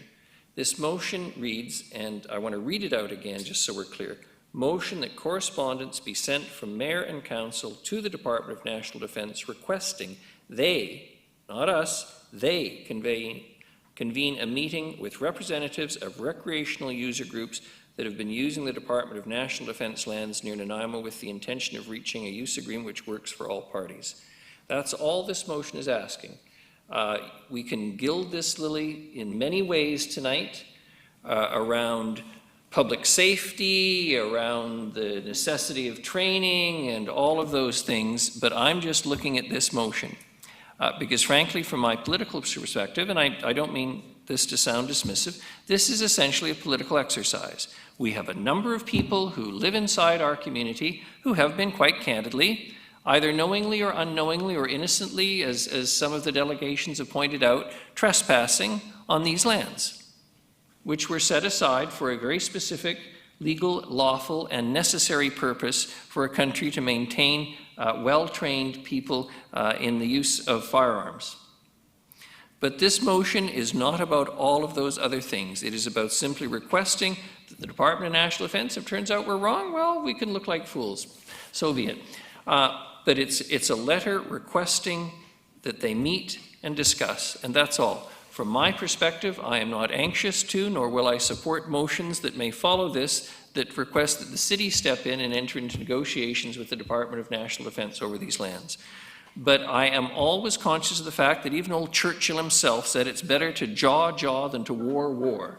So, in the spirit of Dunkirk, which seems to be such a popular movie, I am going to vote in support of this motion just on the principle that it is simply what it is, nothing more or less, no matter how much language we have and how many words we've spilled here tonight over a motion that is simply requesting that some folks, not us, not under our supervision, not at our expense, sit down and talk.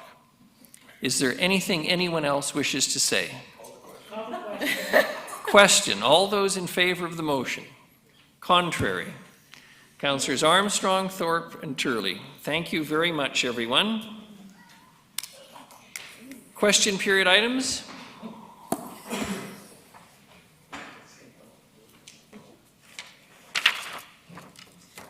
Mr. Boland, 10D, which is the Kennedy Street acceptance of project under revitalization tax exemption bylaw. My question regards the revitalization tax under the new exemption bylaw and passing the first process in that procedure this evening. I wonder, is there any estimation of the property within the area that is designated in the bylaw, which is probably open to this tax exemption? For example, and the reason I ask this is, if we look at the hotel, which I noticed today still hasn't started, but we hope it does, and it's the cost of its investment in the building is $22 million. If we look at how much money over the 10 years the people, the citizens of Nanaimo will have to come up with to pay for that exemption, since it hasn't reduced costs, it's increased cost actually, it probably comes somewhere in the area of $4 to $5 million over that period. Many of these together can add up very quickly to be a large sum of money for the taxpayers to have to put up every year for on and on. And if we look at the example, someone told me, well, yes, but we'll be getting income. Well, I look at this project right here, for example. How much income have we made on this project?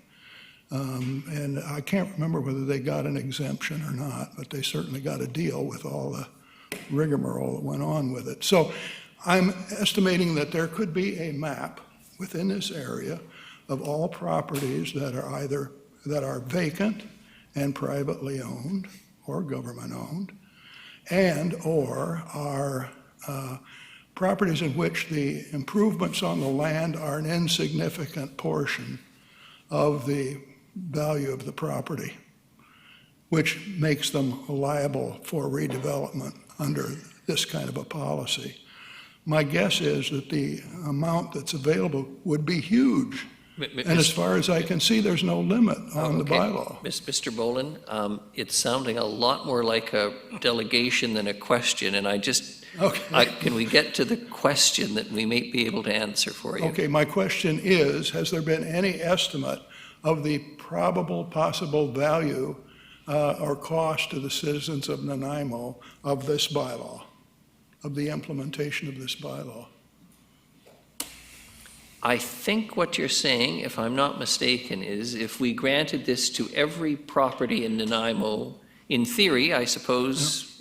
Just in the area. Well, just in the area. What's the area? Downtown. Downtown. The famous downtown that we can't define necessarily. So, Mr. Lindsay, I'm going to turn to you, and I'm going to assume that probably no one has done a total calculation of the potential of all of this over time.